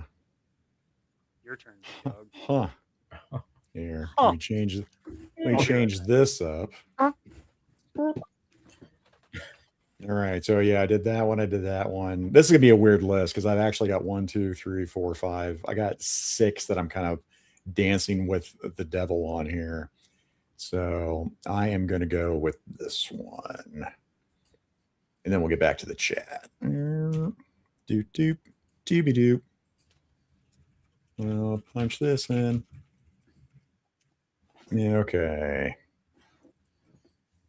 Now this, let me set the time frame before I bring it up here. So this was, actually, wait. Oh yeah. Thank God for AI, Brad, because I'm like looking around, and if I didn't have a ticket stub, I'm looking for the time frame of when this band would have played in this time period. And you're like, this band played in Wichita, this played, it played in Lawrence, it played in this during this time. I'm like, no shit, cool. The undercard was always sketchy because I knew the undercard back in the day, I don't know if that was the same for you, would change. Yeah. Like sometimes they didn't even know like the local band that they were in a play, so they have the tickets printed out, but then not know the undercard. And you just had to be there to find out who was playing. I had one out. There was a giant, and it was a big name band. I mean, actually, it was, I think it was Seven Dust. All right, they'd already made it, right? But we get tickets, and they hadn't named who the opening act was, and we get there, and it's a high school kid that had won some local competition, just out there by himself on a acoustic guitar. Not the right genre, nothing. I was like, why is this even here? Yeah, what's going on? Yeah. So I was like, okay, this is when I'm gonna go get a bunch of drinks and come back and get ready for the actual show. Yeah, we got a whole bunch of stories here. Like one was Public Enemy. It was gonna be Arrowhead, and they had to cancel last minute. I can't remember why. So it was replaced by the Sugar Cubes with Bjork. Now that said, yeah, that's one hell of a fucking pivot. Right. That said, it was a great concert. I mean, I'd rather have seen Public Enemy because they were opening up for U2. But I got to see the Sugar Cubes and Bjork. Yeah, it was actually some really, really good fucking music, good live band. I never would have paid money for on purpose to see. So I'm glad that happened. Happy accident, but it's another band I regret. I didn't get to see Public Enemy. But this one I did get to see. This is 1995 Monster Magnet. Dopes to Infinity. They played at a local bar. Rock Island is what it was. I couldn't find anything on like how many people could fit in that venue. I don't know, 35. I mean, it wasn't a whole shitload. I can tell you that. This concert in this mosh pit was one of the most brutal ones I have ever been in. But when they were doing, Negasonic Teenage Warhead, holy shit, it was so fucking good. This was, and I'd lost track of how many songs they played. I mean, Albatross, I think, was one of them too. I don't know if they went through all the albums they had at that point, because it just never seemed like it would end. Wasn't that a Corrosion Conformity? Oh, that was, Corrosion Conformity. I can't remember what song that was. Jesus, unless I saw them at the same time. Because I can't remember if they played with another band or not. That's the song. That was it. That was it. Sorry about that. Let me turn that volume down. You know what? I only actually think I put my phone on mute, which I usually do, which I did not. I'm new to this. You didn't go over that. Yeah, I didn't do it either. Hey, so Brad, good call. But yeah, this was one of these concerts where, again, man, I was in pretty fucking good shape. I didn't drink at the time either. So when I went, I'm going hard in the paint, and there's a point like it's shoulder to shoulder, and I'm usually this right at the front of the stage, like get off me, boom, pushing people away. It's a fight to get to the front. And there's at one point where I just went, drop my arms. And then I was just being carried by the crowd around me. Like I was just in there, man. I was like, oh, wow, I can just do this. And I just kind of like bobbed my head and just like took that break at that point and had to trust the people around me, my friends, all people are still diving off this tiny stage because you're right there in that bar with the band. So yeah, people are sitting there just jumping off and shit. And I just remember I was like, I'd never been so tired where I just stopped and I was like, I can't even get out of the crowd. Like, I'm just going to be here.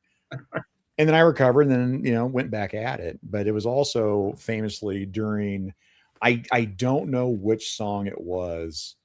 Let me bring up, by the way, Negasonic Teenage Warhead, by the way, in the Deadpool movie. Mm-hmm. When they named that character, I was like, again, and she was in the comic book. I was like, that's awesome. No, there was a point. Yeah, my buddy Brad, this guy came out in the mosh pit, so they're sitting around, and my buddy just hits him. Guy hits the ground, like, oh shit. He runs over to him, helps him up, like, hey man, are you okay? You okay? Pulls him up. Are you all right? And guy's like, yeah. Okay, cool. And just did the same damn thing to him again. I was like, you know what? If that was like anybody else. If you were not my buddy, right? I'd have taken you out, but you're my buddy. That was some of the funniest shit I'd ever seen. Just played him the fuck out. But yeah, this is one of those ones where it was tight, compact, and it just there's that more visceral kind of reaction in that concert, man. So I've got a buddy of mine. He's like, I think he's 5'4", maybe 5'5" on a good day. And we went to a small venue, much like what you're describing, to see Typo Negative. Yeah. And it was like the same thing. You couldn't move, and he couldn't get out. But he also made the mistake of locking his knees. And so we're watching the show, and I look over at him, and he's right there, and he's just looking all. Of course, we're also high as shit. But he's like looking around, and the next thing he's on the floor. He's completely passed out from locking his knees because he couldn't get out. He's like, I was trying to stay up. He's like, well, you went straight down, So I had to fireman carry his ass out of there. I was like, get you some water, man. I'm going back in. as people are going to town here. Yeah, I'm going blind. My God, when that video drops, like, holy shit balls. So good. All right, start some chats here as we've caught a break before we go on. Commander Wolf, Pantera 97 was fucking insane. I saw Metallica that year. And Primus slaps. Lucky to see them, but never saw Tool. Yeah, Tool. Again, that was my buddy. Had got this tickets sold out. My buddy, one of my best friends, he didn't want to go alone. He's like, dude, do you want this ticket? I'm like, you've got to go to Tool. That's that. And he hit, by the way, he's made up for it. Like, I think he just saw them last year. Like, he has seen them numerous times, but at the time we hadn't seen him yet. And he's like, I'm not going alone. I'm like, yeah, we're going to know people there. He's like, I'm not doing that. I'm like, well, then, yes. So because of him, I was able to see Tool, and it was fucking amazing. And when you go to those concerts, there's a clique of people if you're going to the same concerts all the time. Yeah. So, I mean, Bounce ran into fucking friends and had an absolute fucking blast. Right. Can't go wrong with a Tool concert. That's for sure. Unique acoustic evening with Jonathan Davies of Korn. Cool. Okay. Cool ass cover of The Chauffeur by Duran Duran. Interesting. Dom saying Tom McFarlane contributed to the band's album. Okay, Korn, Iced Earth. Oh, I didn't know that. Really? No kidding. Huh. I'll have to check some of that out. I didn't know that. I always knew that, or I thought I remembered Korn. Made Her Baby Love Again. Follow. Okay. Thanks. Guys, thank you. Because chat is sucking it up tonight as far as the StreamYard side of it. Yeah, they're blowing it. For those of us joining us, make sure you hit the like button, share, and subscribe. Thank you.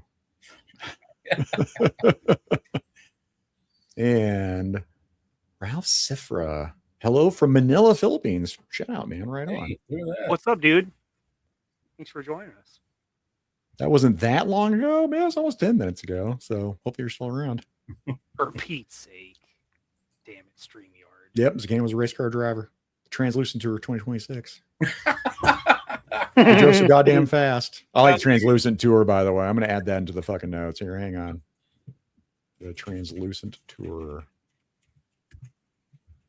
Translucent Tour. He does a Translucent Tour every week when he pops up on everybody's channel. You're not wrong. You need that on a t-shirt, man. Do the Translucent Tour on the back. Just make it look like a band t-shirt. Just put it at the bottom, the back. That's what this is. This Gun Nights is a shows. There you go. Yeah. The Cheryl Crow band shirt, I think. She's a national treasure. You shut up. Which Cheryl nation? Crow. Love her. I love her. Okay. York Slams live. I agree. That's a soul cue. Cody, what's going on, man? Hell yeah. What's up, Cody? What's up, dude? And tag some stuff. All right, we are tagged. All right, so now number 3, right? Number 2. Are we at number 2 now? Shit. 2. Whoopsie. The Deuce. The Deuce of Shill. Let me get up to Brad's pick here. All right, Brad. Yeah, this one. This is easy. You had mentioned yours. So this was the first concert I got to go to. And this was number 1 for you. This is number 2 concert. But first concert I got to go to. Okay, I got you. And it was weird because ended up I was in junior high, and my girlfriend's mom bought me the ticket and let me stay at their house. My dad was not going to let me go to any kind of show like this. And is 1993 Countdown to Extinction tour with Megadeth.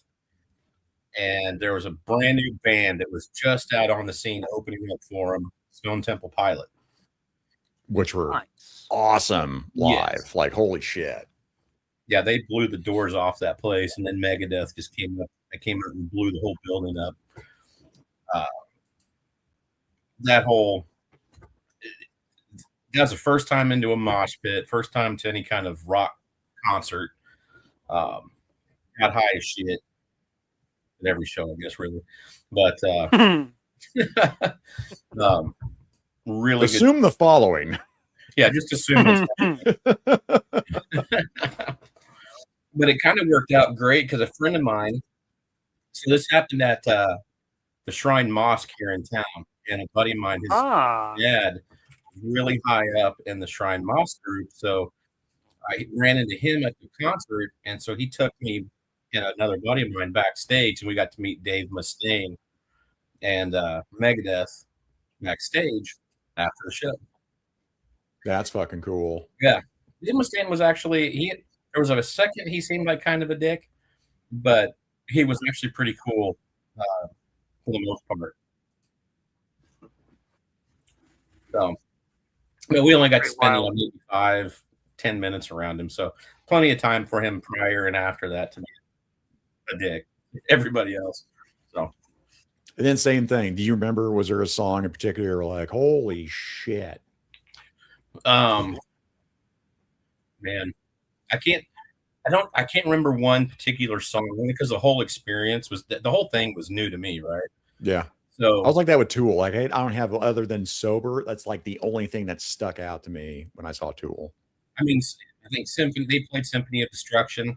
That was fantastic to hear, but I mean, the whole thing was just so surreal. You know, that first time you go to a concert like that, and you know, you watch videos and stuff, and you see like mosh pits. It's one other thing when you're there in person and you're in the middle of one, right? Yes, 100% Yeah. Sensory overload, and you know, part of me I kept thinking, you know, we'd gotten plenty high before we went in, but then I kept thinking, I was like, man, how did these people sneak weed into this place? Because you know, it was like, oh, they're gonna check you at the door, and hadn't figured out, you know, different tricks about hiding stuff to get it into the venue at that point yet. So oh yeah, there you go. Nice. So that's when I got to see him back in '93 at the Cotillion, and it was amazing, man. Like holy shit, it's like peace sells, but who's buying? Yeah, like, and then Wake Up Dead, like just holy shit, man, just amazing. As far as like, I was not disappointed by seeing Megadeth in concert at all. You know, they got that, you know, as a band, I think, you know, they got plenty of props, but I think that they're still underrated for the band that they actually were and are, right? I mean, I popped them in. It was the shadow of Metallica. It was always, they were, you know, everything that happened transpired with Mustaine, right? During the Ride the Lightning and everything that happened, it was always, they seemed like they're always overshadowed. Yeah. But you pop in, or just go like, you know, get on your streaming music on the road trip and just tell it to play Megadeth. I have yet to find a song that I'm like, oh, pass. I'll just listen to the whole thing all the way through. It's all good. All right, Mikey, what do you have for your number? Dos. Well, my number 2 is also my first concert. I didn't get to see a live show until my senior year of high school. And the band that got the honors was Metallica. Yep. 2009, Death Magnetic, Sprint Center, Kansas City, Missouri. Which I still have not seen a concert at the Sprint Center. Well, you won't. It's gone now. now you go to the T-Mobile Center. Yeah. Same place, same venue, correct? Same venue, but renamed. Sucks. I don't know. I have no idea what it's like inside, but it's not the Sprint Center, so fuck it. It's all right. It's okay. You'd say that. I feel like every time a venue rebrands, it sucks a little more than it did before.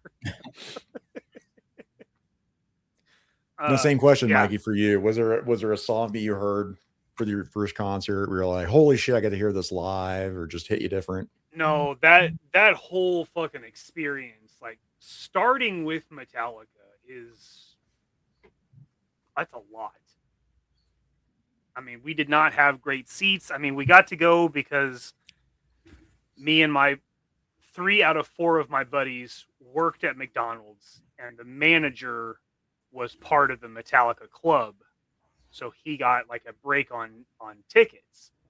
And like at night, we were closers, so we were, 17-year-olds closing McDonald's. So we're like listening to music, while we're doing stuff. And there's a lot of Metallica, right? And he's like, would you guys be interested to like go see him? And we're like, fuck yeah! Like, this is in Republic. Shut the French post. Yeah, like that's a 3-hour drive. Like, yeah, dude.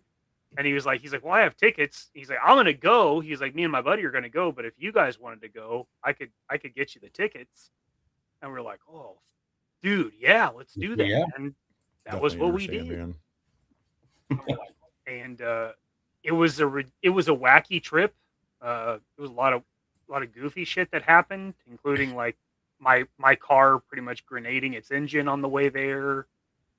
And we stayed at a really shitty hotel. I don't even know where we stayed. Like now I'm in Kansas City. I have no idea where we stayed, but we should not have been staying where we stayed.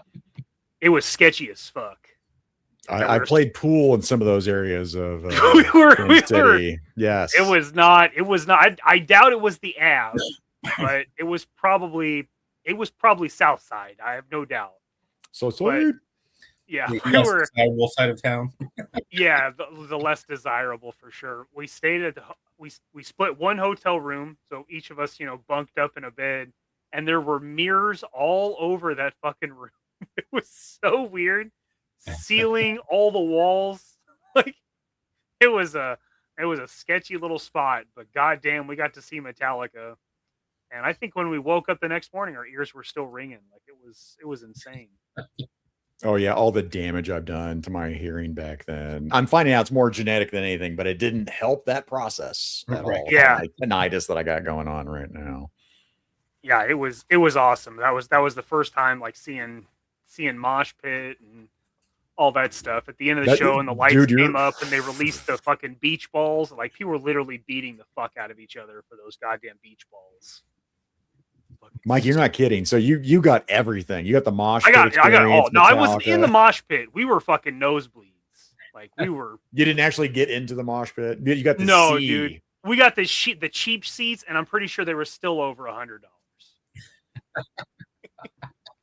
But like watching it was insane. That's all right. I mean, your tickets probably paid for Lars to get a piece of art to hang somewhere in his house. I hope it did. Yeah, I hope it did. Yeah. Yeah, I remember I spent like $50 on a fucking t-shirt that never fit. Like I don't know who they built it for, but it was like a crop top to me. I still have it somewhere, but like I can't wear it.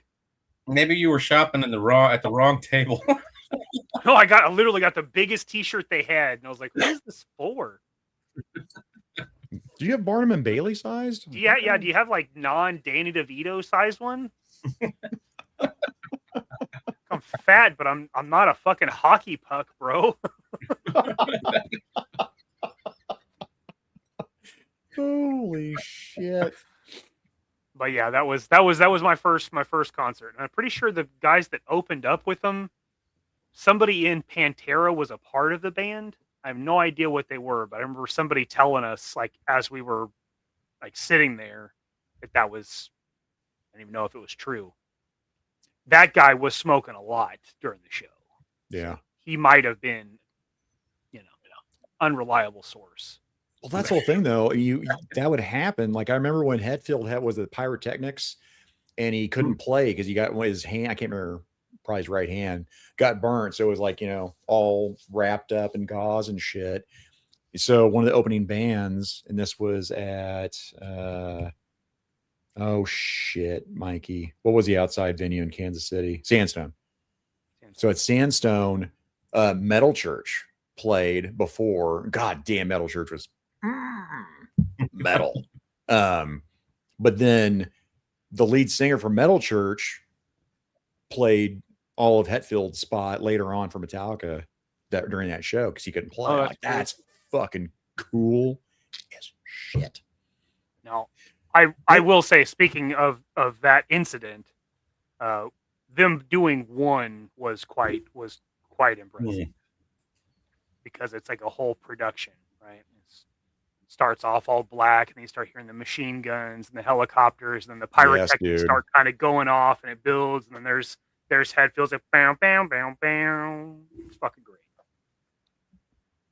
That to me is the sad point in my life for Metallica, because after the Black Album, I've hated every fucking Metallica album since. I haven't heard a song since that I've enjoyed. Like, so it was both good and bad. I was like their mainstream, and it was like we're gonna be again. We'll always be hard. We're never gonna change. And then you get a shitload of money and go, we're artists now. And I get to listen to them say, we've never considered ourselves a heavy metal band. You what, motherfucker?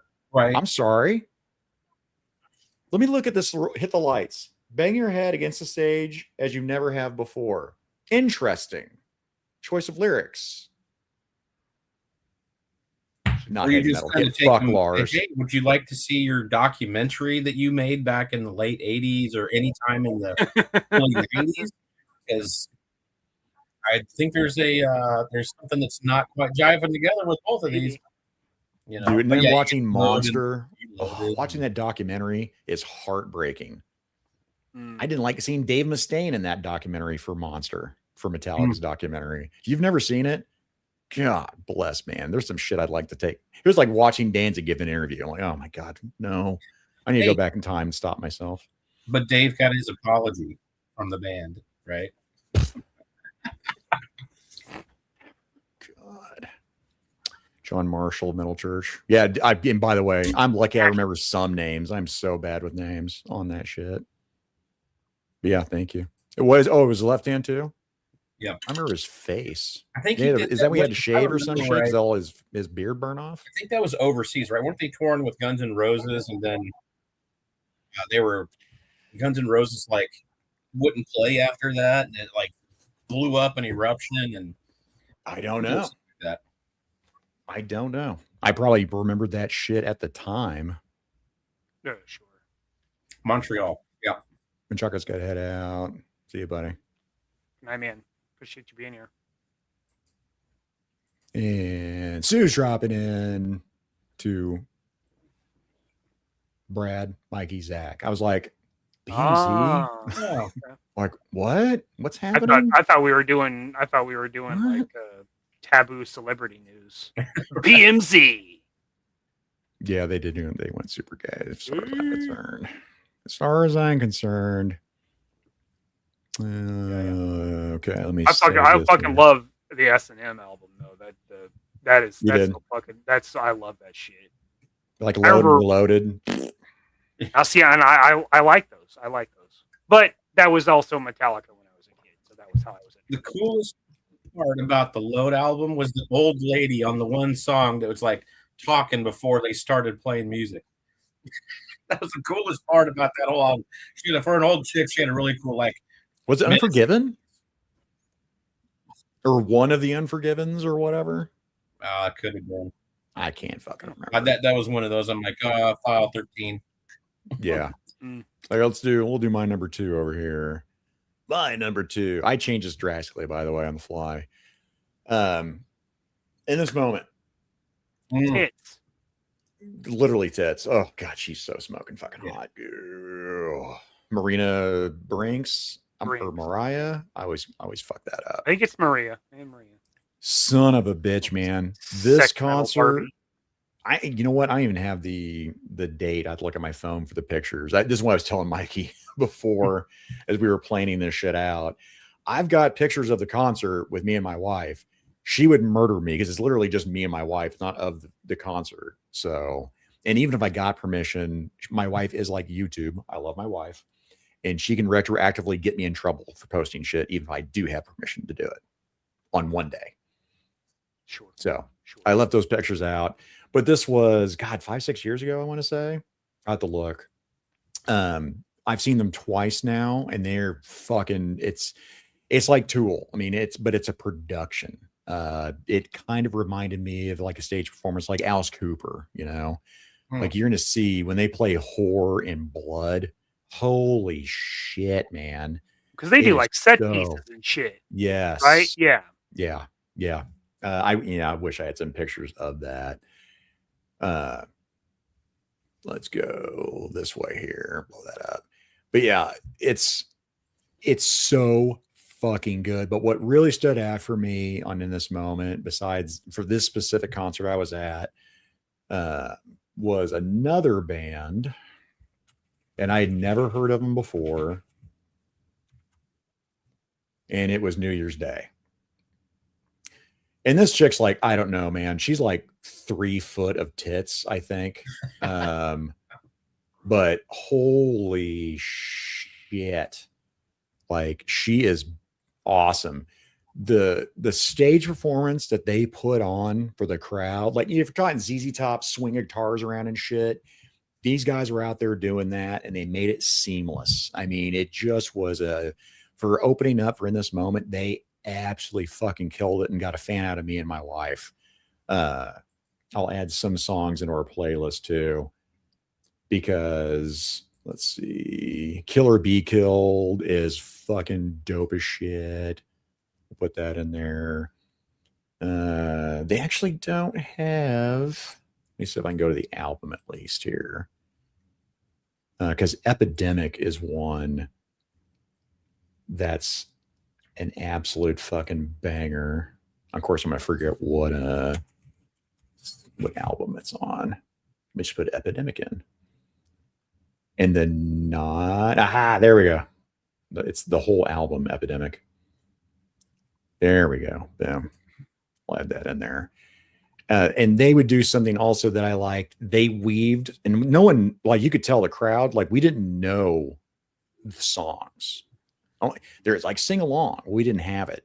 They get it down to the basic, you know, we say this, shout out, you know, we're so sick or something. And everyone in the crowd quickly got onto it.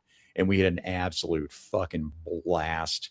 So yeah, New Year's Day, that then led into the complete, I don't want to say, burlesque show of fucking In This Moment, man. This concert was cool. It was my first concert, and I forget the venue over here at the Greyhound Park, but there wasn't a bad seat in the fucking house either. It was more controlling, you know, a little smaller venue, but it had that kind of big venue feel, that makes sense. But it was absolutely fucking dope. Very tall, just not very wide. Maybe, because again, yeah, it just, no matter where, and we went to this place a few times, and there wasn't a fucking, I'd say it was an amphitheater.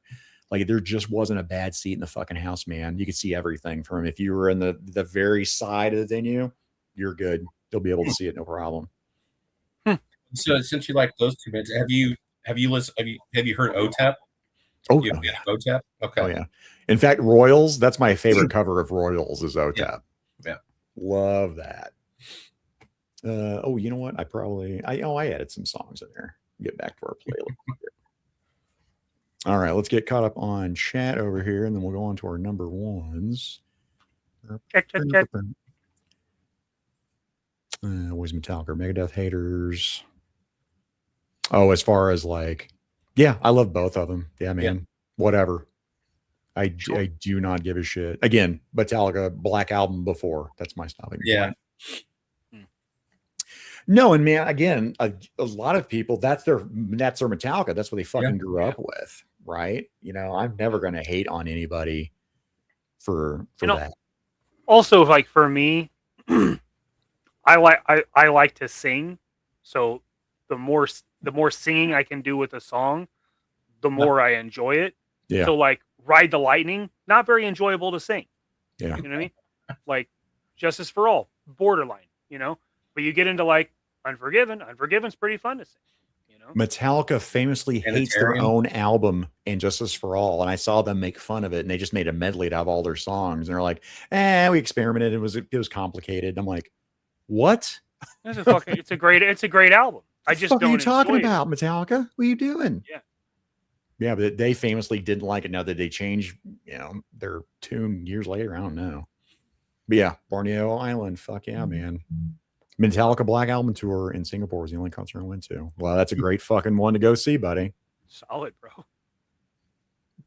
Yeah, keep going here. Yeah, there it's true. There would be no Megadeth. I agree. James Hetfield, when they let go of Jason Newsted, I was like, fuck, man. And I get it. I know why, but fuck. I love when they had Newsted in there, man. Yeah. Crowd in the stadium went nuts when Master of Puppets played. And like we've talked about this on the show before, for people who are giving shit about, oh, you like Michelle because of Stranger Things. That's how you heard of it. I don't give a shit how you learn of a fucking band. I do not give a fuck. Oh yeah. If it came from this show, fuck yeah, man. Yeah, no, awesome. I'm not a gatekeeper. I'm not gonna say you're a fake fan because you only like this song or no, dude, you know about it. Great. Whatever led you to Metallica, God bless that source. Yeah. For sure. 100 fucking percent, dude. Pose a question though. Here's something interesting to think about. Because if you look at all the Metallica albums, right? And you go and see when they start to become more mainstream, if you want to go that route, right? Or label. Think about every album that Cliff Burton was on and every album after, and who played on, who filled in for bass, and how, they progressively got more mainstream. So that's a good way to look at it. Ghost, by the way, what Papa Emeritus? Like, I've never seen Ghost, but that I've heard like their concerts are really. I'm sure their concerts are fucking insane. Yeah, like I would like to go to one of their concerts for sure. I've never been to a Lady Gaga. I tell you what though, it's one of those ones that I wouldn't mind. Like I go to like a Gaga concert. I need some caps and go watch it. Yeah. Anything. Sure. Anthrax. I don't think shit. Did I see Anthrax? Again, you hit that age. I don't know if Brad can attest for it. I've forgotten concerts I've been to. I'm like, I was going through my tickets. I'm like, I saw them? Holy shit. I don't remember that. That might have been when I started drinking, apparently. I don't know. And then it might happen once or twice, Oh, I'll let Mikey take this away. Look at these three dashing guys. Samantha sends XOXO. How about two fantastic people right there? Good folks. Yes. Good folks. I'm going to do it, Mikey. I'm going to do a super chat.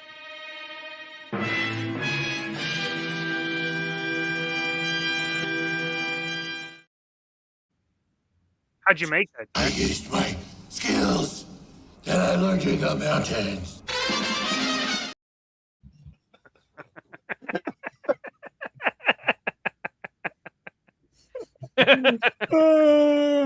Our newlyweds. I'm gonna call them newlyweds still, man. Fucking Vishay and Samantha, man.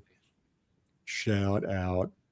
You guys ever noticed, like in a group of people, those two standing next to each other just kind of had this aura in that whole room? They do. Like I want to be next to that. I want to talk to those people. You do. That's true. Go Jira. Damn it, Brian. I'm going to ban you because I've always wanted to see him, and I'm jealous. My buddy Keats has seen him several times, man, and he'll send me an after photo like the next day, and it's just bruises. Like he's just fucking covered from the fucking pit, man. Like holy shit balls. I'd love to see Gojira live. So sorry, I had to ban you. Sorry.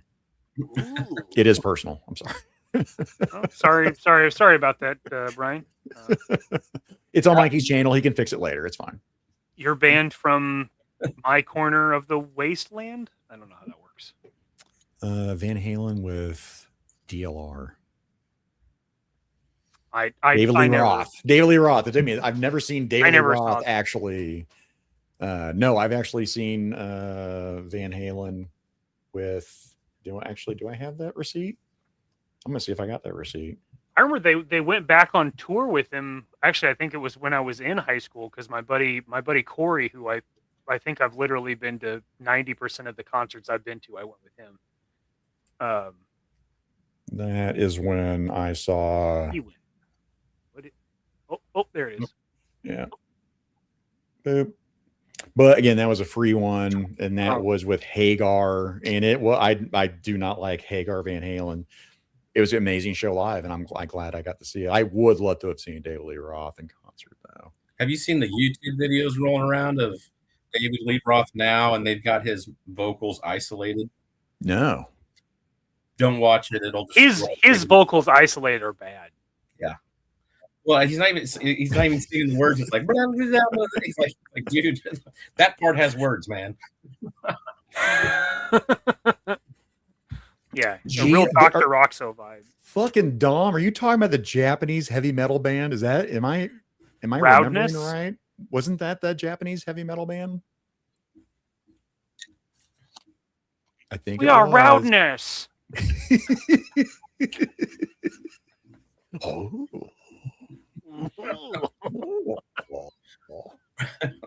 No white noise. Oh, you got more money, Mikey. Are you ready? You ready? I would like. Ooh, the Canaan, how you? Or yes, if I had to be, how do you do? Hilarious. How was that? I've never done that one before. Was that again? Everyone, famously, I'm the racist of the group. I'm just throwing it out there. Yeah. Allegedly, I'm doing it for money. You do it by default. We're not at a Benihana. Do you have an asset you would like to play for Brian? Or yeah. Dealer's choice on that. Any tips? Give me money. Money me. Money now. Me a money needing a lot now. You got a Benz, I got a busket. Give me $1. Give me $1, man. Thanks, Brian. Jeez, I completely fucking forgot about that. Look, fucking Tristan just like, oh, my first metal gig was Cradle of Filth. Just comes in. He just drops that. He's Australian. I mean, of course he's metal. Also, just remember, when you hit it big, we were best friends. Thanks, Tristan. What do you mean when? He was in the Pacific. Stay tuned. I thought tickets were on stone tablets when Zucchini was weird. You were not wrong. Yeah. Yeah, our pyrotechnics were actually, it was just fire and shadow puppets is what it was. Yeah, it was actually fire and brimstone at that time. Fire and brimstone. I got the fire down below. That's the only music videos song. Moving music pictures at the time. Wait, what is it, Sendo? There's a Lovecraft-inspired Japanese metal band called Ninjin Izu. Okay, well, shit. Hang on. Let's just do that. You would rub. I think you would rub them. You would rub Ninjin Izu. It sounds like Cartman when you're doing it. Yeah, it gets really South Parky. Shout out to all of our Asian fans. Love you. Rub you wrong, Tom? Oh no. All right. Try this out because I don't want to forget later. All right, Hendo. You just think of bad friends podcast when I do that, you know. I do get a lot of enjoyment out of that. That's true. You're talking about my rampant racism? Is that what you're talking about? Yeah, just doing any of the translucent equals racism. Yeah. Racist lives matter. I don't know. I do like a lot of their music. I will say that, but man, I am not hardcore enough to be a juggalo. Although I know some juggalos. Fire existed. Well, eventually it did. Like, yeah, they didn't know how they'd make it, but it existed. Yeah, yeah. Lightning storms from the gods. Yeah. We all just get along. Yeah, thank you. Here we are, just get it wrong. All right, I think we're caught up. Got super chats. I think we're good. So I think we're ready for our number ones here. What's it gonna be? All right, so now I think I saved your playlist here. So Brad, lead us into your number one. All right. Well, it's interesting we had all that Metallica talk because in 1998, Metallica was playing in St. Louis. And I had tickets to that. And then a buddy of mine's like, hey, you want to buy these tickets to Ozfest? And I'm like, well, yes. And they were like, I couldn't afford to have them both. So I sold off to Metallica, went to Ozfest in 1998. And that concert was fantastic. Talking about bands that were in their like heyday, some of these you had Ozzy Osbourne with Sabbath, you had Tool, Megadeth, Limp Bizkit, Soulfly, Seven Dust, Cold Chamber, Motorhead, Melvins, Incubus, Snot. This list went on and on and on. Kilgore. Yeah, this is crazy. And Soulfly, that was Cavalera, right? From Sepultura. Was that Max? Yeah. And then I believe so. And then System of a Down, that no one even knew System of a Down at the time. Which is they were great in concert. Yes. Then you got to remember, like even with like Limp Bizkit, that he comes out and he's all over the place. And I think this is either right after or right around that same time that they had. I think that was right around the same time they had the big concert that they burnt everything down. What was that? I'm having one of those moments you're asking about, Zach. we hit that age, we're like, shit, I can't remember that shit anymore. Yeah. But they were, and you see that Red Hat come out, and he's just he's all over the place in that stadium, or that theater. So it was good show after good show after good show. That was a 2-day event, just awesome. Which by the way, I did not create this. Eric Mandel made this list. And I'll go ahead. I'll link that in the show description after we're done. That's pretty awesome. Yeah, actually, the playlist. I was like, fuck, I'll put it in. And I was comparing it to Lord Davenport's list. I'm like, but shit, man, this looks like it. That's a labor of love right there, my guy. Some time spent, yes. No shit. Somebody gave a fuck. Seven Dust, man. Seven Dust is so good in concert. Like, holy shit. Yes. Like all these bands are it's just a hit list of people who are really good live. And that was just one of those shows where, practically everybody there at that point I hadn't seen yet. So, you're just like checking bands off your list to see like. I'm just going to throw on Ace of Spades into the list there on our playlist. And you'll love this since you're a Dodge fan. As a bonus, that was about the same time the Blade movie was coming out, and so they had his Dodge Charger sitting out there for people to walk by and check out. Let's see the Dodge Charger in person. Here's me where I'm like, I don't remember a Dodge Charger in that movie at all. What? No shit. In Blade, yeah, I don't remember that being a Dodge Charger. Yeah, they had a satin black. I'm gonna have to look that up too now. Well, that's like one of the perks of or one of the potential uses of the Ramen Charger is Blade. Sure. Oh yeah. I saw people put Blade with it, and I would too, but I didn't think about the Blade movie at all. Yeah. Like that wasn't even on my fucking radar. Why? I think listen. I'm a car enthusiast, right? I'm not an audiophile or autophile. Mikey knows far more about weapons and cars than I'll ever know. Well, it's because he's got his priorities right. That's why. I'll put there. Yeah, there's this band. Like as I was going down, of course, God knows what they actually played. They didn't play all these sets, but like, holy shit, man! Like that Melvins, I fuck around. Like we're gonna put that in there, obviously, into the playlist there. Yeah, Perry Mason. It's hard picking out songs that's not like Mr. Crowley, I think would be the one I would probably, put in there.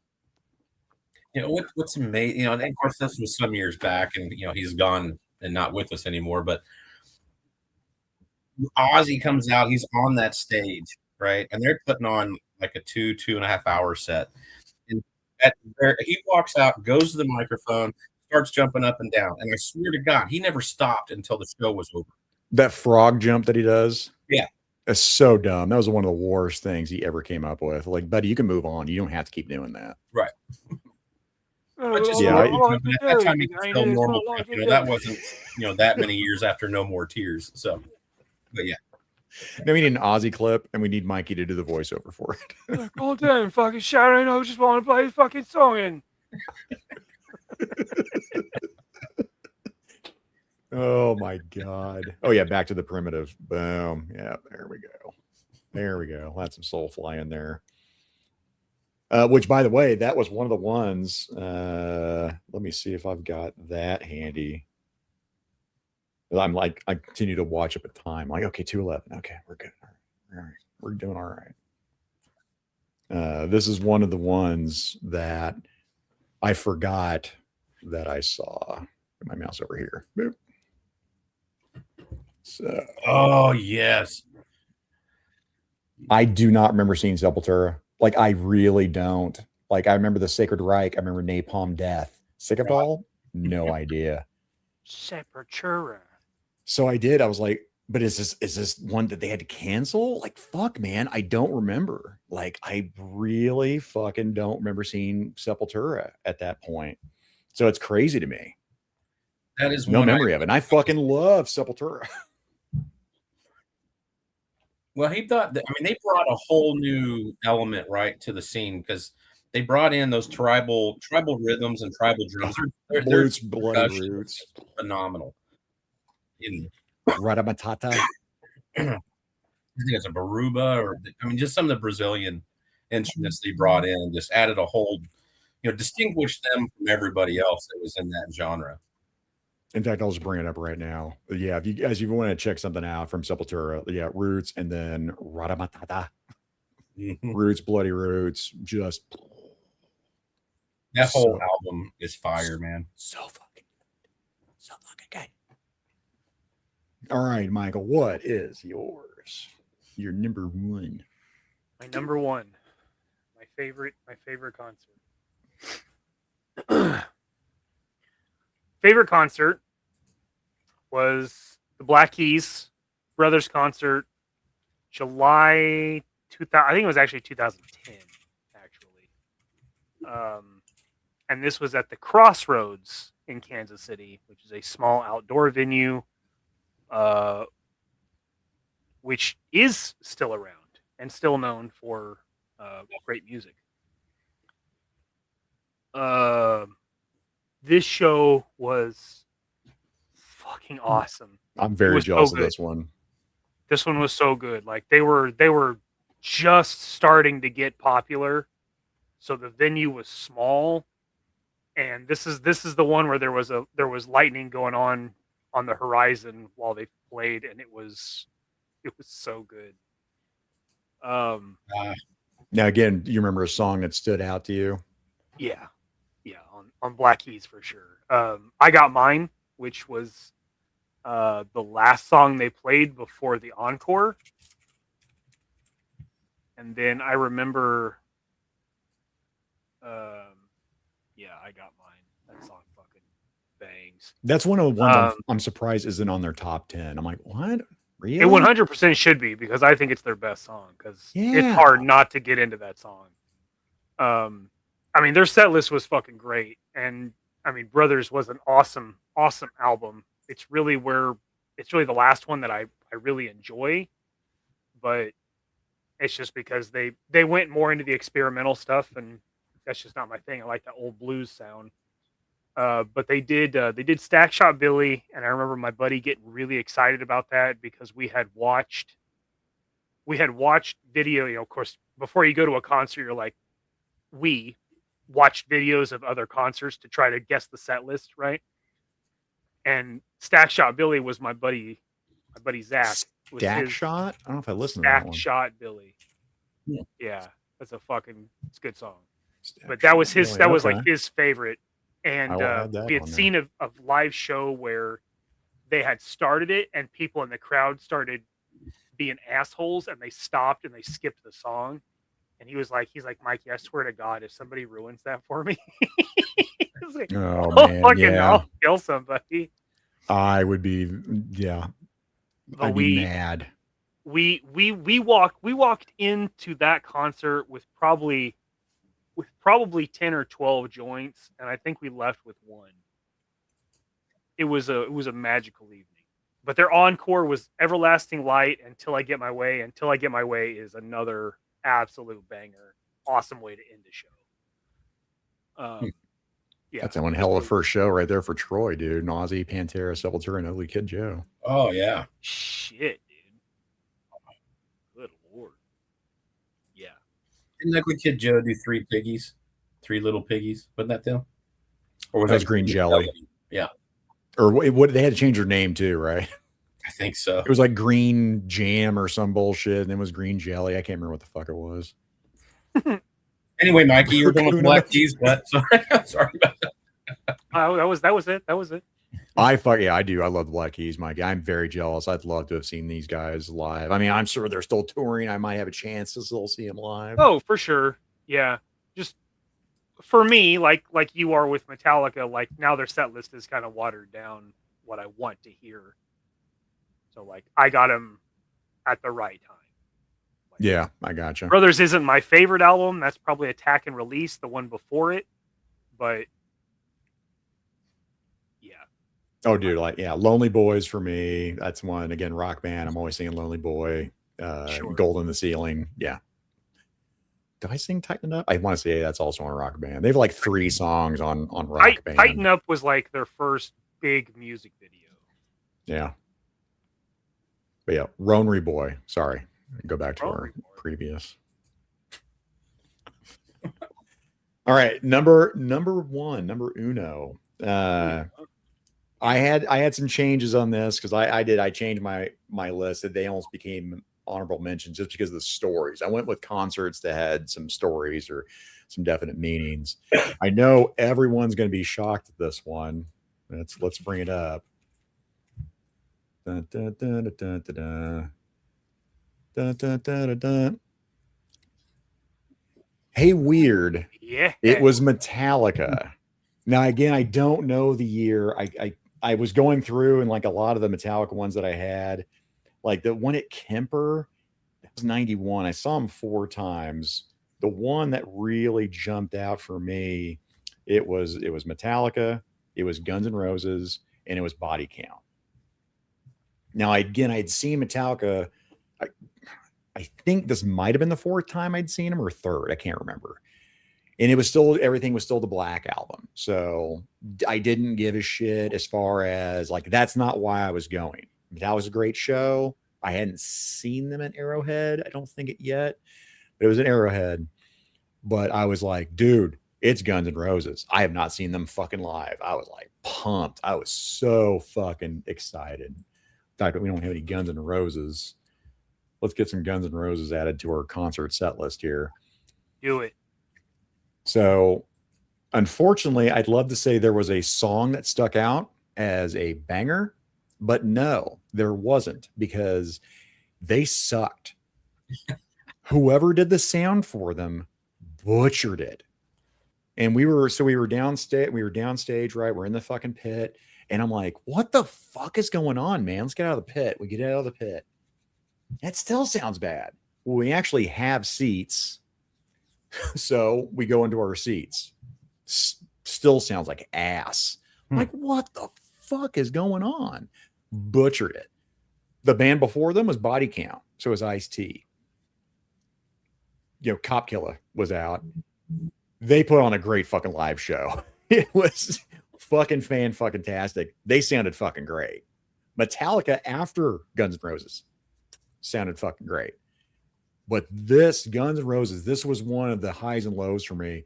They blew ass. And another reason I also blew ass, I didn't want to hear Patience. I wanted to hear It's So Easy.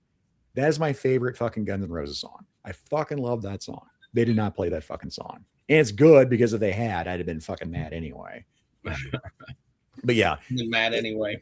Dude, anything. I was, Welcome to the Jungle. I still remember scrambling to get to my TV. My friend Amber had called me. Headbangers Ball, you need to turn it on. They got a new premiere. You got to check this out. Run, get there, turn the fucking TV on and listen to, watch this video, Welcome to the Jungle. I'm like, holy shit. So, dude, I was so excited. It was so disappointing. But during this concert, what happened was also in the pit, I can handle myself. I'm fairly competent. Okay. Here, let me put this on here before I forget. Let's put in Body Count. And let's I'm assuming, isn't it Cop Killer? Well, put Institutionalized in there. I thought Cop Killer was in there. They might not even have that listed anymore. That would not shock me. Like, unless I'm remembering that song wrong.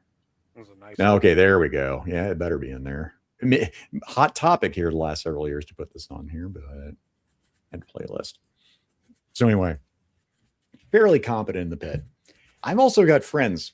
They're also pretty large too, right? You know, in fact, I had a guy that was playing football all the time went with us. I've noticed that you befriend men that can handle themselves around you. Maybe, yeah, it's just a thing that happens. I will tell you this. We got our asses handed to us because while my buddy was playing ball, he wasn't playing ball like the other people. Now, I don't know what collegiate team these guys were playing for, but I'm going to say Big Ten. They sat there. We can't, again, I'm short.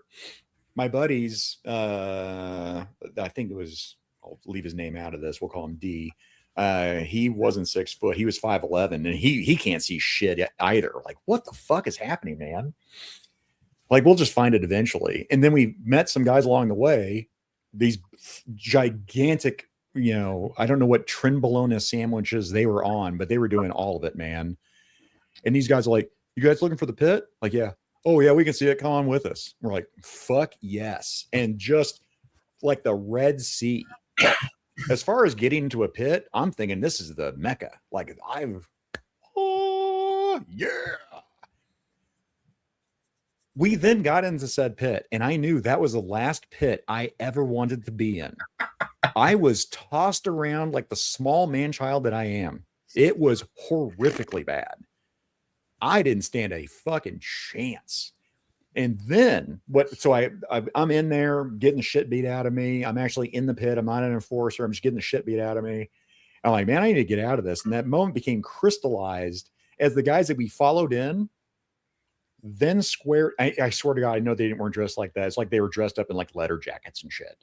Like the guys we followed in then squared up against farm boys that were just as big, but country strong. Same thing, right? And my man sat there and he had a pair of overalls on and they both clashed in the pit, broke apart.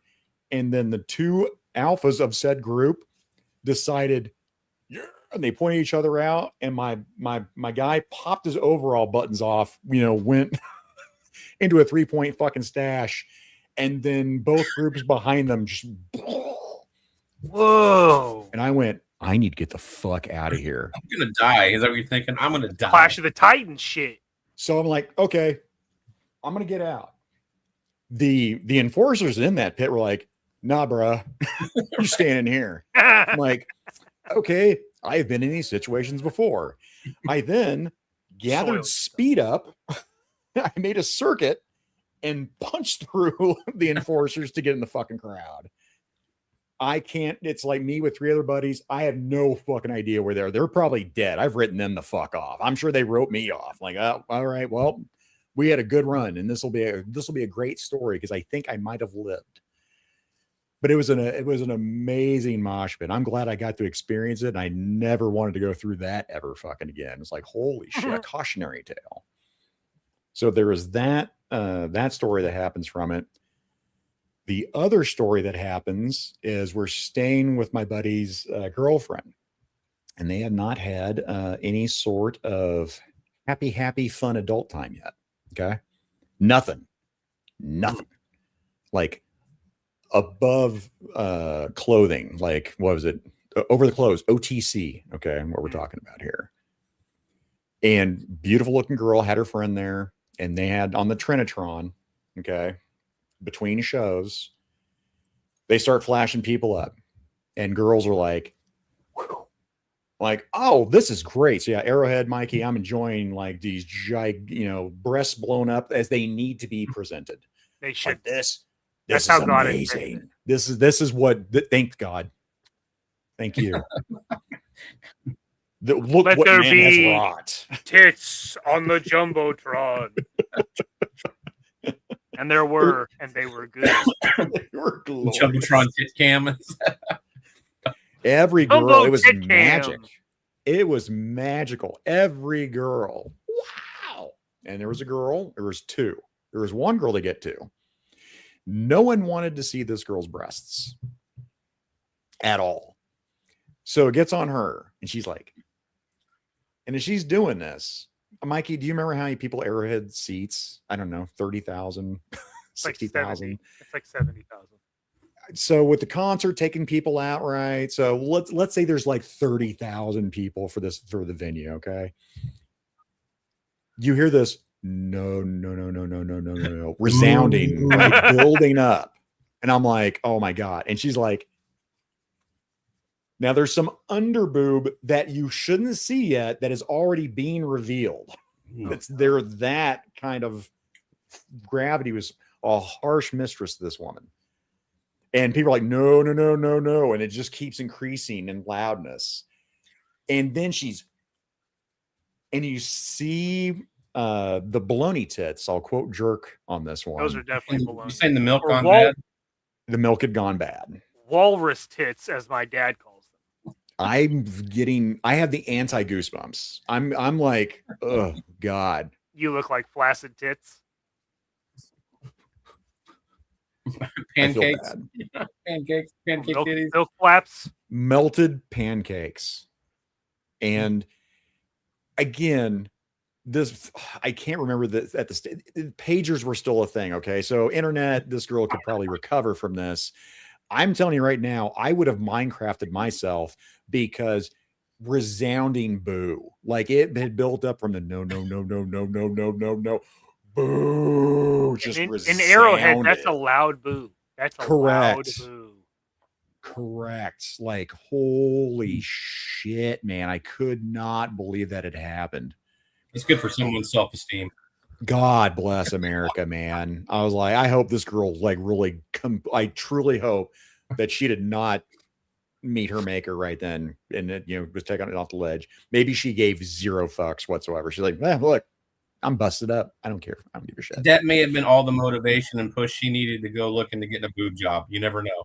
I hope so. Right. Yeah. I mean, I'm not women hating. I'm saying like but I had buddies that I didn't want to see their tits either. And I would have booed them too. Yeah. I've never showed Zakane my tits. Well, there's always tomorrow. Maybe. That's the right. other girl that was of note was my buddy's girlfriend that he was dating at the time. Oh no. And she's like doing this.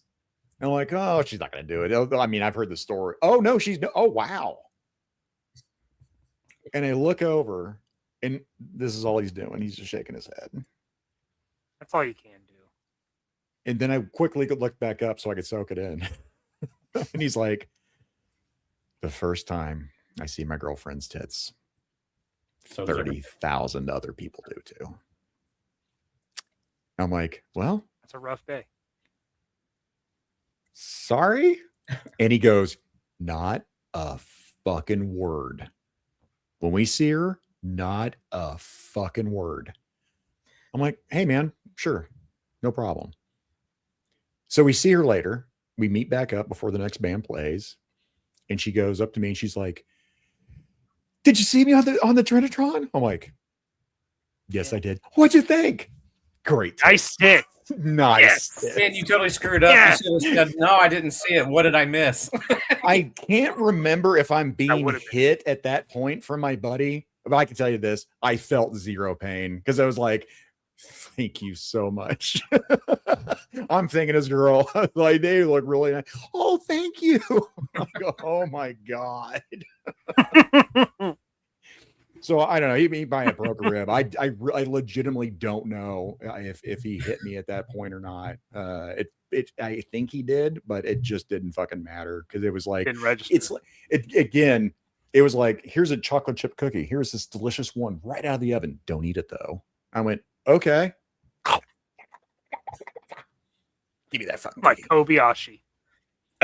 Reminds me of that John Candy movie where he takes the family to vacation on the beach, and there's the neighbor chick with the nice rack, and she's like showing everybody throughout the whole Summer movie. rental. What do you think? Yeah, your buddy was John Candy. We'll get caught up on our chat here. He probably wasn't told that he looked like John Madden. Ice-T played the Outhouse in Lawrence, Kansas. Hell yeah. Yeah, I remember that. Yeah, that cop killer. I was like, nope, that shit got yanked. Yeah, I got thrown like a translucent Smurf.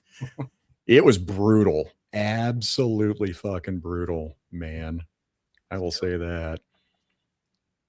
Let's keep going here. Think we're pretty much trauma much. Yeah, Jesus.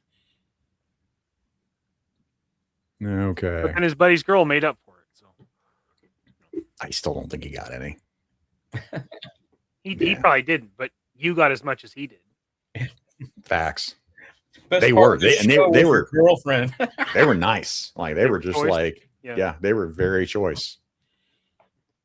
Let's go here. So let's go to the chat, and then we'll do some honorable mentions over here. I think. Yeah. Greg Harris, 97 Ozfest, Sandstone Amphitheater, Black Sabbath reunion. So yeah, he was like 1 year off of yours, right? Yeah, off of 98. I saw a lot of Ozfest in here. 01. Yeah. Ozfest was definitely big with the chat. Matt with 2 T's, Monster of Rock, Metallica, Megadeth, AC/DC, Motley Crue, Whitesnake gets mentioned again. Iron Maiden. A really good show, man. Never seen Iron Maiden. That was going to be my first concert at 16, and my biological father said I was too young and I could not go. Bullshit. That's some bullshit. Bullshit. And that was a Somewhere in Time tour, and I was like, and I hadn't even been to a concert, but I knew I had to go to that one, and I didn't go, and I'm still bitter. Billy's Boys Toys, only been to one concert. Real Big Fish opened for Blondie. Wow, that's a interesting concert. That's one there. Cuckoo 666 saw a hole open up for 9 Inch Nails. Courtney Love crowd surfed and their clothes torn off. Jesus. Yikes. We've beaten people up in the crowd that have done that to girls or grabbed them inappropriately. Yeah, that's fucked up. They deserve an you deserve that shit. Cliff, best concert he's been to, Charlie Daniels Band. I bet that was fun. Greg Harris, Aerosmith, Just Push Play Tour, Sandstone. Yeah, and notice, Mikey and I, again, Sandstone, Kemper, for me, Coliseum, Cotillion, those are the local ones. I didn't usually travel for my concerts. Nowadays it's best, man. You plan like a week trip to someplace and let the second to last day you're going to be there end in that concert.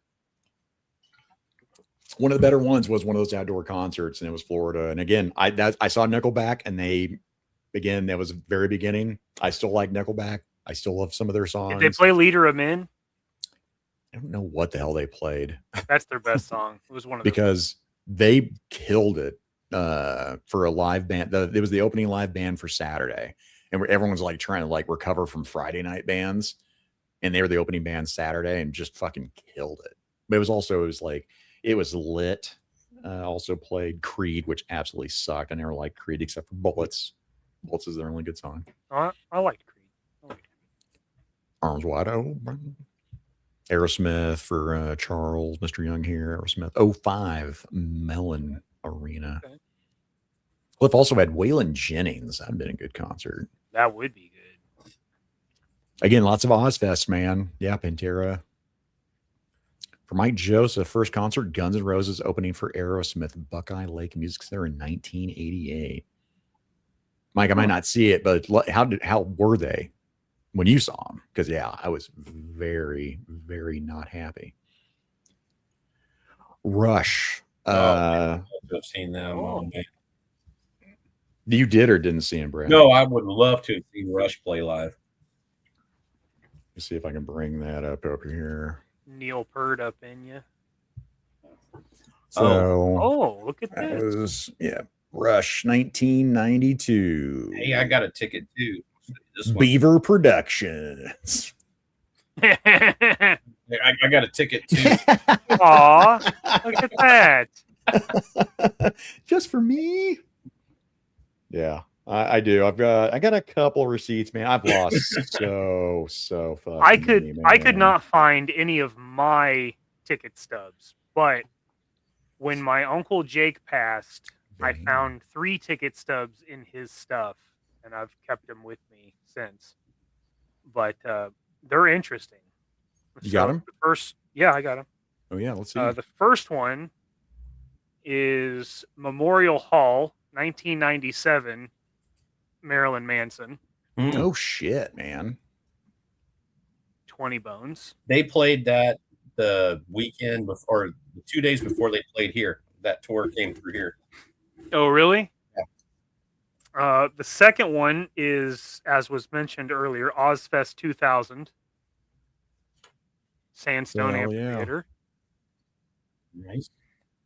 And the third one has some water damage, but it's 2005, and it was Slipknot. Oh, I never saw Slipknot either. And I'm I also know, jealous of that I know one. Jake loved Slipknot. I know he saw them several times. I know concerts were a big thing for him, and I wish I had more of his ticket stubs, because that was one of the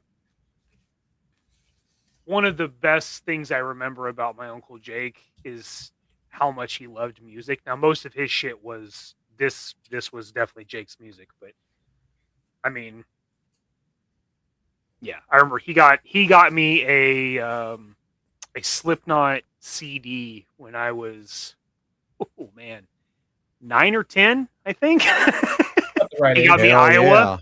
Yeah. He got me Iowa. That changed some shit for me. People equals shit, man. Wasn't that Iowa? Yeah, that was some music I did not get into right away. Yep, that was Iowa. Yeah, people equals shit, dude, is some of the hardest fucking hitting Slipknot. It's hard as fucking fuck. love it. Love it. Even like the back of the album was like the slaughtered pig, like it's a grotesque album. Yeah, holy shit. Yeah, that's real good. Yeah, Mackie was saying 9 Inch Nails, New York 2017. I never saw 9 Inch Nails. 9 Inch Nails would be sick. That would be badass, dude. Cuckoo. Okay, yep. He saw Rush, Clockwork Angels. Only hit played was Tom Sawyer. Yeah. You cannot play Tom Sawyer. Oh, My Life with a Thrill Kill Cut of the Metro. Lots of coke and ecstasy. Cooter was Seven Dust, Kid Rock, and Metallica, Minneapolis 2000. That sounds pretty good.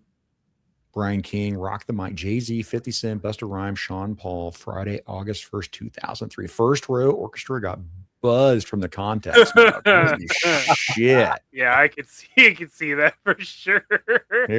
Here, let's go. Let's do this. Let's go some receipts here for me.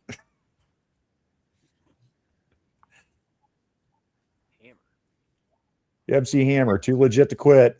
Oh shit. 92. He was Boys to Men. Men, Boys to Men, and Belle Biv DeVoe, because they just worked that out to where they could kind of do a reunion at that point. Did that say KFC presents MC Hammer? Yep. Dope. Right. That's a little on the nose, I think, Kansas. Sorry. I don't think that would fly these days, my man. I'm probably get canceled now, but I'm sorry. Literally, it's what it was. I Never touched that one. Also, back in 92, I ate a shitload of KFC. I fucking loved KFC back then. I think it's gross now. They say they changed something. The quality of the food. It's gross. I used to devour it. It was good. That'd be a pretty good day. KFC and some in a concert. I could definitely fuck with that. Yeah. Commander Wolf, Metallica 2-day 72 seasons tour at MetLife Stadium with Pantera, Five Finger Death Punch, Ice Nine Kills. Damn, that'd been really fucking cool. Metallica 92 with Guns N' Roses. So that was probably the same damn tour. That's probably a stadium tour, yeah. Yeah, that was just fucking cool. That's a good one. Charles, good show was Alien Ant Farm. Ant Farm.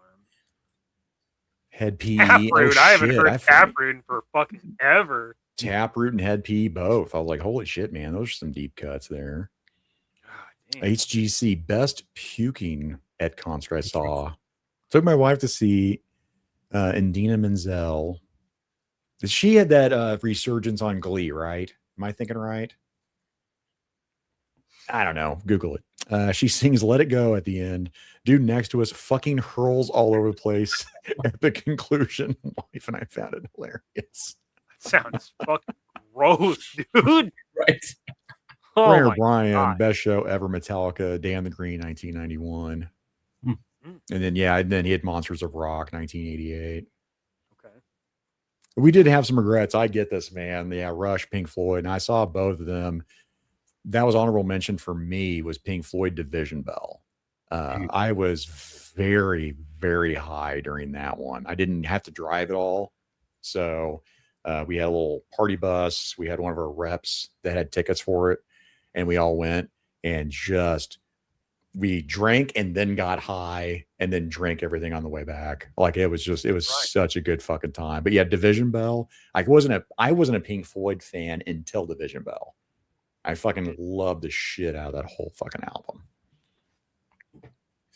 Tristan, again, with the one this is my heart wrencher, Brad, is this with Iron Maiden. Fuck. I know they're doing tours still, but I'd rather have seen it during the heyday.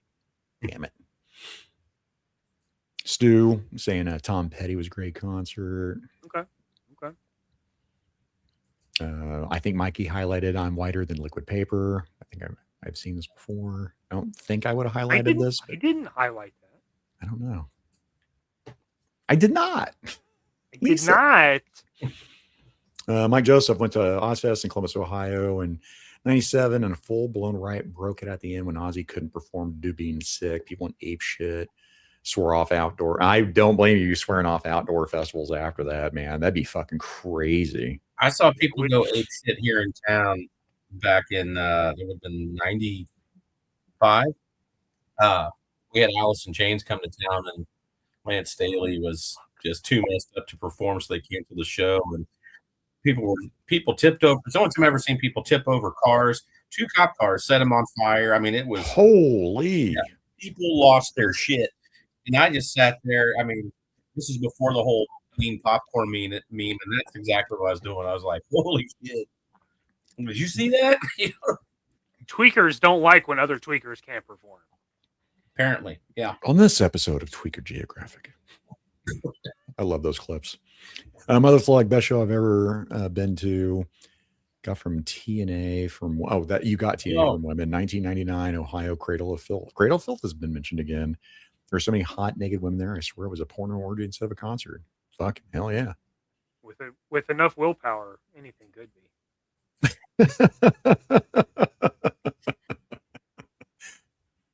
Yeah, I do, man. Dom, I know they're still playing. Hell, Jeff Wheat, when he goes, the most recent concert he saw him at, he shot me some pictures. Jeff goes to Maiden Mass. Yeah, he does. The Church of the Maiden. Manson throws a crazy good show. I'll bring these up, guys. What's some honorable mentions for you, Brad? Oh man, it was a long time waiting to see these guys, and they've been mentioned earlier, but there was a tour announced, stadium tour that had Def Leppard, Motley Crue, Poison, and Joan Jett. And then COVID hit, and people started selling off tickets. So I got 2 tickets down on the field, like row 20, right in the center, and like the price of 2 nosebleed tickets. Someone was just trying to dump them. And that was just a really fun concert. It felt like just a giant house party, right? Like back in the day. But that was a really good concert to go to. It was a lot of fun. But you were talking about earlier about the 80-year-old guy sounding better than Motley Crue. Yeah. And yeah, Def Leppard's. I mean, for as old as they are, man, their vocals were on point. And but Motley Crue still put on a fun. It was just a really fun show, right? Yeah. So, you can talk about somebody who's out of shape. My God, Vince Neil. Holy shit. Yeah, he looks like shit. Bad. Yeah, but he sounds like shit too. So it's not like, well, it doesn't matter if you close your eyes. Like, no, it's worse. Yeah, but they're backup dancers, and oh Jesus, it's bad. Whew.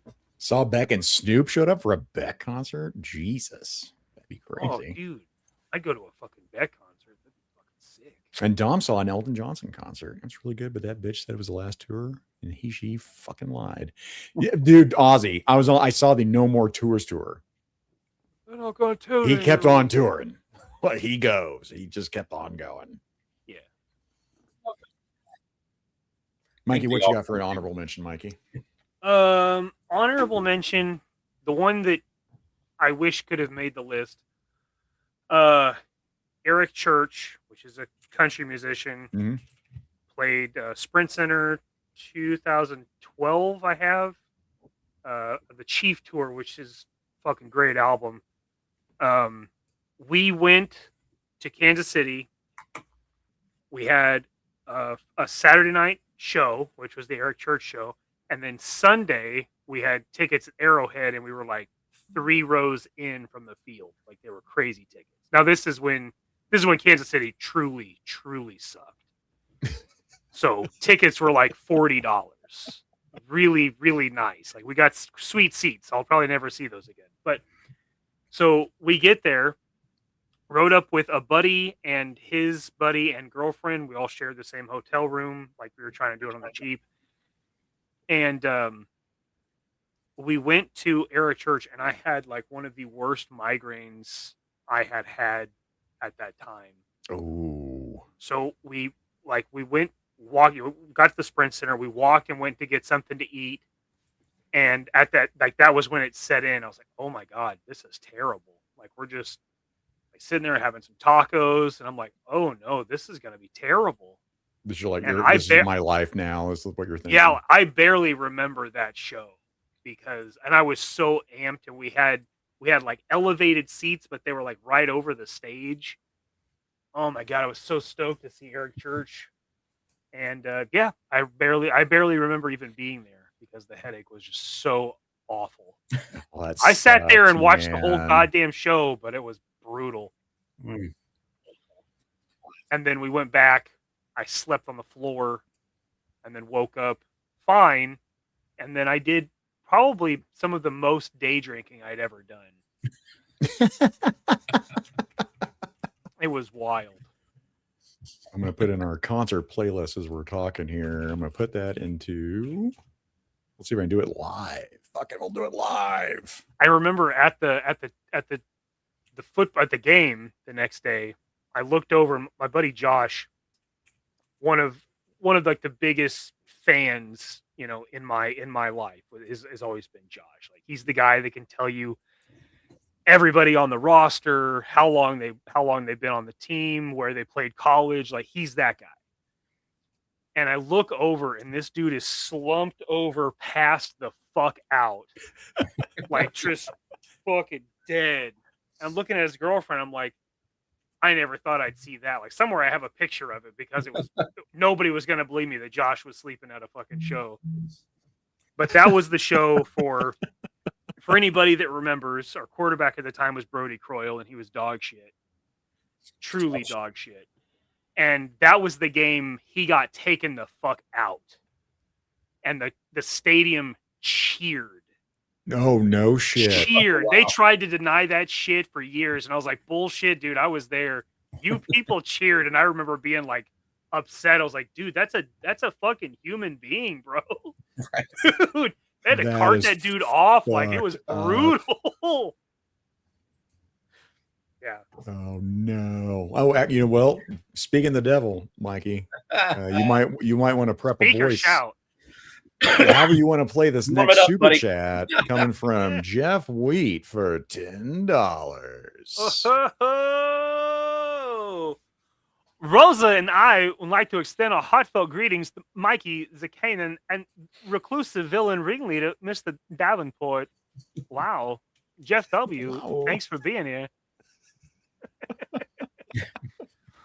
We got to give him a little something. Something. Trouble. Yeah. Talk about another 2 fantastic individuals. No Jeff shit. Rosa, fantastic. And man, their cosplay, top notch. They are. Carrick and Eclipse at fucking DFW. Without them, you know what I mean? Like, without them, we would just. Unless you know anyone who has met other aliens, then I am, what is the expression? Shit out of shit out of fucking. But on a real note, Jeff W. We love Fuck yeah, Jeff. I love you guys, man. Oh, you remind me of my kids. Oh, you got kids, Maniac? Nah, not anymore. What does that mean? What does that mean? Thank you, Jeff. Jeff W is fucking metal, man. We seen seen TSO in concert. They have more pyro going on than a Kiss concert. TSO. Why is TSO not ringing a fucking bell? Trans-Siberian Orchestra? TSO? Hey, that's actually pretty good. That's a good guess. Well, it's a band I've always wanted to see. Have you guys I was seen thinking like Trans-Siberian? titty show operators, and I was like, I don't Yep. that much pyro. Nailed it. Way to go, Zach. I've got a buddy, again, not my buddy who didn't make Tool, man, one of my best friends. He couldn't, again, make that Tool concert, but he did. He's seen Trans-Siberian Orchestra several times and said, I need to see it. He said they're great live. I've heard that like twice in the last like 4 months. Really? Yeah, like people Well, around the randomly winter like, time, right? You ever seen Trans-Siberian Orchestra? I'm like, no. And they're like, put it on the list, dude. Put it on the list, dude. Weird. You just made a list. I know for me, I'll do one of my honorable mentions over here. Wink. Or these guys. Ooh, Queensryche. Oh, It was yeah. Queensryche. Operation Mindcrime. Now, I don't remember if this was the one in 95 or if it was before. I think it was before 95. When they first hit the road for Operation Mindcrime, again, it was that whole stage in theater. They played videos during, and it was, kind of a new concept. I remember Silent Lucidity. Oh, God. Big fucking hit, right? Oh, my God. These guys are the next Pink Floyd. I mean, if you listen to the one song, sure. That's a stretch.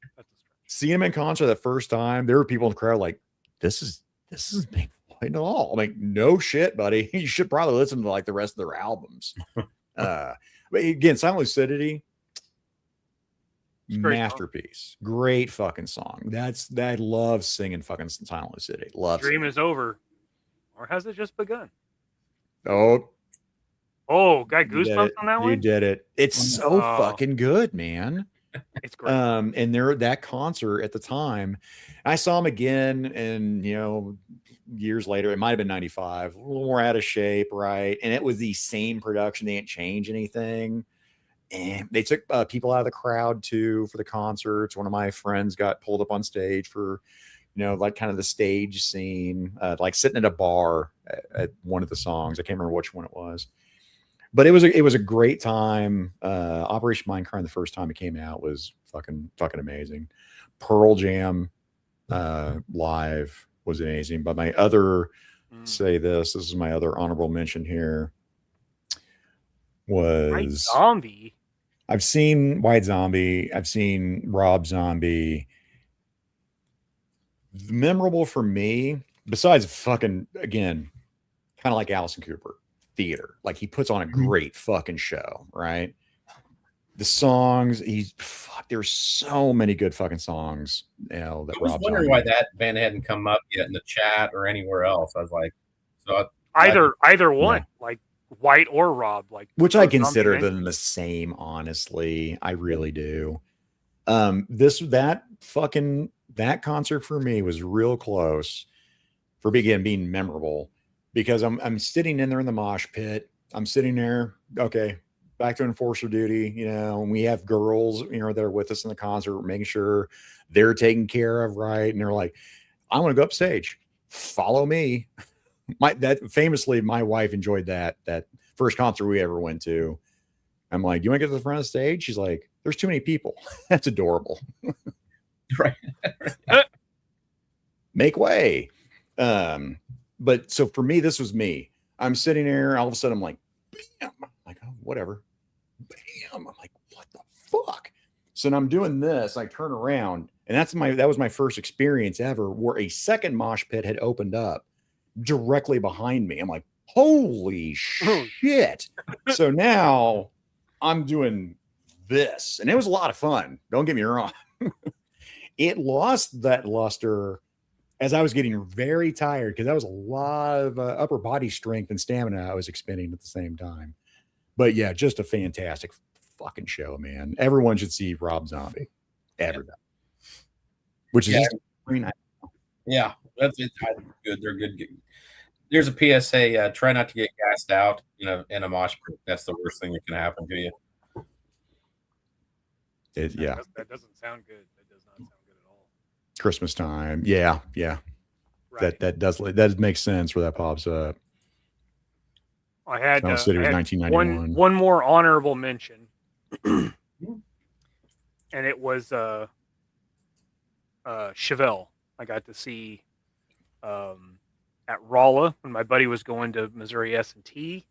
They played for free on St. Patty's Day. And St. Patty's Day in Rolla, Missouri is fucking insane because all those kids have to do is drink. Like, the only time I ever participated in the beer Olympics was in Rolla, Missouri. Dyed blue because we were Smurfs. And I'm going to tell you what, we held our own. We got our ass kicked, but by God, they knew they'd be in a fight. we got pretty far along for some hillbillies from Springfield. We did pretty good. Well, cheers to that. All right. Flip cup and chugging, we fucked them up. I've got another honorable mention too. Yeah, what do you got? They were awesome. Was actually just two years ago. Busch Stadium was Journey and Def Leppard. And I know it's not the original vocalist for a Journey, but was Alan Pena or something like that? He's pretty fucking good. That documentary, again, another documentary people should see is that Journey one, because that's fucking crazy, and he fucking kills it. He does. Dude, he's all over that stage. I mean, all over that stage, climbing up on shit. I'm like, whoa. You might want to slow it down, buddy. Well, my famous thing in that guys, if anyone watches that documentary, it's when he's talking to the band members, and he's like, well, what was it like for you your first time when you played a venue this big? And the guys in the band are laughing. They're like, we've never played a venue this big, buddy. It's our first time too. He's like, what do you mean? He's like, these didn't exist when we were touring. Yeah. Physically, the stadiums for these capacities weren't built yet. So it was cool seeing how that was a lot of their first time playing with him. Did they end up going to did they bring back Steve Perry to sing some other songs at some point? I heard they were doing this like a double tour and they were taking turns as what I had heard. I've seen him twice in the last, 5 years, and I haven't seen that. I think his vocal cords are fried. That's what I had heard, but throat cancer, he had to quit or something. There was like, I think that's the story I'd always heard.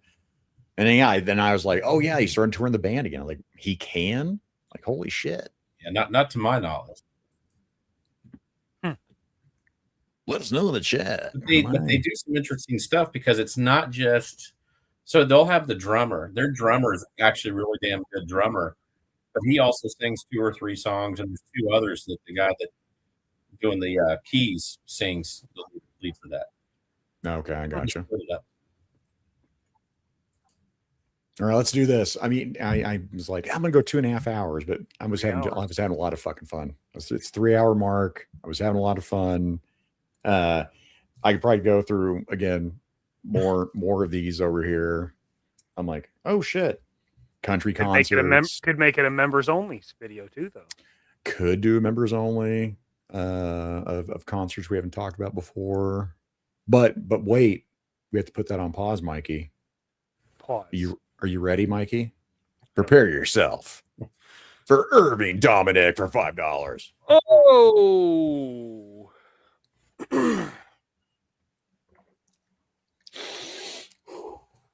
Watching and being part of this crazy, cool, and somewhat weird conversation beats the shit out of drinking alone.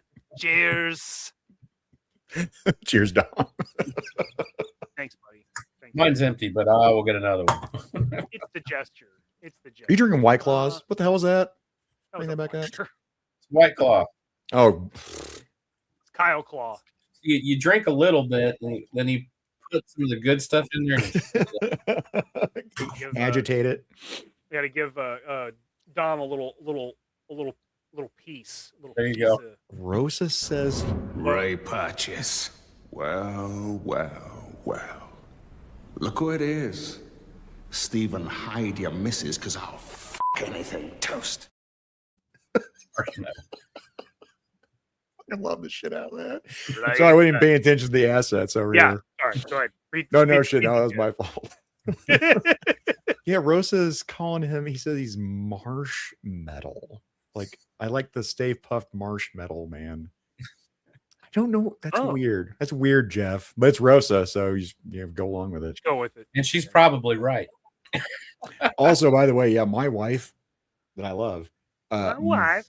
far more metal than I am. Like, she fucking loves metal, man. Yeah. She looks like she likes metal though. She Yeah. looks like she's got some evil in her that has. My wife does not. I throw in any kind of like Fear Factory, Machine Head, any of that stuff in. She's out. Sugar. Meshuggah. Oh yeah, she's. If there's any, she's definitely out. Oh man, I love a good black. Kubla Kai, by the way. I've been listening to a lot of or Kubla Kai. Was it Kubla Khan? I'm gonna fuck that up. Shaka Khan. Shaka Khan. Khan. Feel for you. Think I love you. Shaka Khan. Kublai Khan. I'm gonna call him Kubla Khan. Fuck it, man. Kubla Khan. Darwinism from Kubla Khan. Put it on your playlist, because holy shit, that fucking bangs, dude. Did they do or what do they do? They do a good. They do that. Yeah. Yeah, we'll talk about this for effing hours. So yeah, let's wrap it up. Brad, where can people find you next? Well, you never know. That's actually true. That's very true. Yeah, right. Shout out to Brad. I know, again, this is something you don't usually do, but I did, man. You know, after talking to you and Mikey, I was like, we need to have you on a show. Yeah. I think we all came to that realization at the same time, because again, especially music. There's more. I mean, there's toys and whatnot, but yeah, music is definitely something that we connected on. Yeah, I'm always down for a good conversation. Topic really doesn't matter to me. I can find something interesting to talk about in it. Yeah. And chat, thank you for joining that conversation, by the way. Mikey, what do you got coming up? I don't have anything until Wednesday, and that's Two Silly Gooses presents JMK Custom Works Live. I don't know what I'll be working on because I finished up my projects here, and there's still projects I just can't show. But have that, and then of course we'll do Figure It Out Fridays, and then next Sunday we will do a couple of kooks with Pops, and that'll wrap that up. But Zach, why don't you tell what are you doing? What am I doing? What are you doing? That's a good question. I know Mr. Burger. I'll be on that. So that's going to happen. Maybe. Well, again, yeah, I'll probably should link that. Mr. Burger's quiz trivia is for people that do not sleep, or if you're in Australia and you're awake, Tristan, you should check out Mr. Burger. I think that's got to be getting late even for Tristan. That's like 1:30 a.m. Central Standard. Well, it's 1:15 in the morning Sunday. Yeah. So I don't know what that time is. That would be Monday night. Is that Monday night? Is that, yeah, Tristan? Don't leave yet. Tell us. It's going to be like Monday at 8. I can't remember. But yeah, it's always fun. I always have a blast when I'm on there. So my plan is going to be, it doesn't look good, but I'll check it out in the morning and see if it's worth the risk versus reward, because I got stuff I want to play with Mikey. and I haven't seen Mikey, so I want to hang out with Mikey. And if I can't make it happen tomorrow, then we'll just do it next weekend. I'm a job, whatever. I don't give a shit. And so we'll do that. Rumble and Ranting, aka the Zakanin Show, according to Laser Pants. That is going to be Monday. It's my birthday stream. It's actually my birthday, so I'm like, you know what? I'm not big on birthdays, but fuck it. I am going to hang out on my birthday with the chat. So no guests, just me in the chat, just BSing before Mega birthday Powers. Stream in the birthday suit. Yep. I don't know if I can get away with that or not. Maybe I'll Donald Duck it. No one will know. Well, yeah, we'll remember. Yeah, you'll never know. You'll never know. They'll never find you. Oh. You do it. I'm burying you.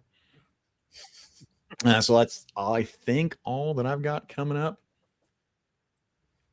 That's all. Yeah. Sounds good. That's all, folks.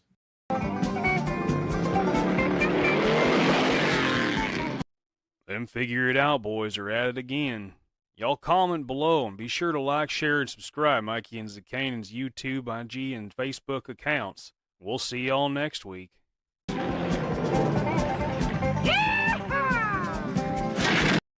Hit it. I'm gonna get real weird with it. Do it. Do it. Let him watch. Let him watch.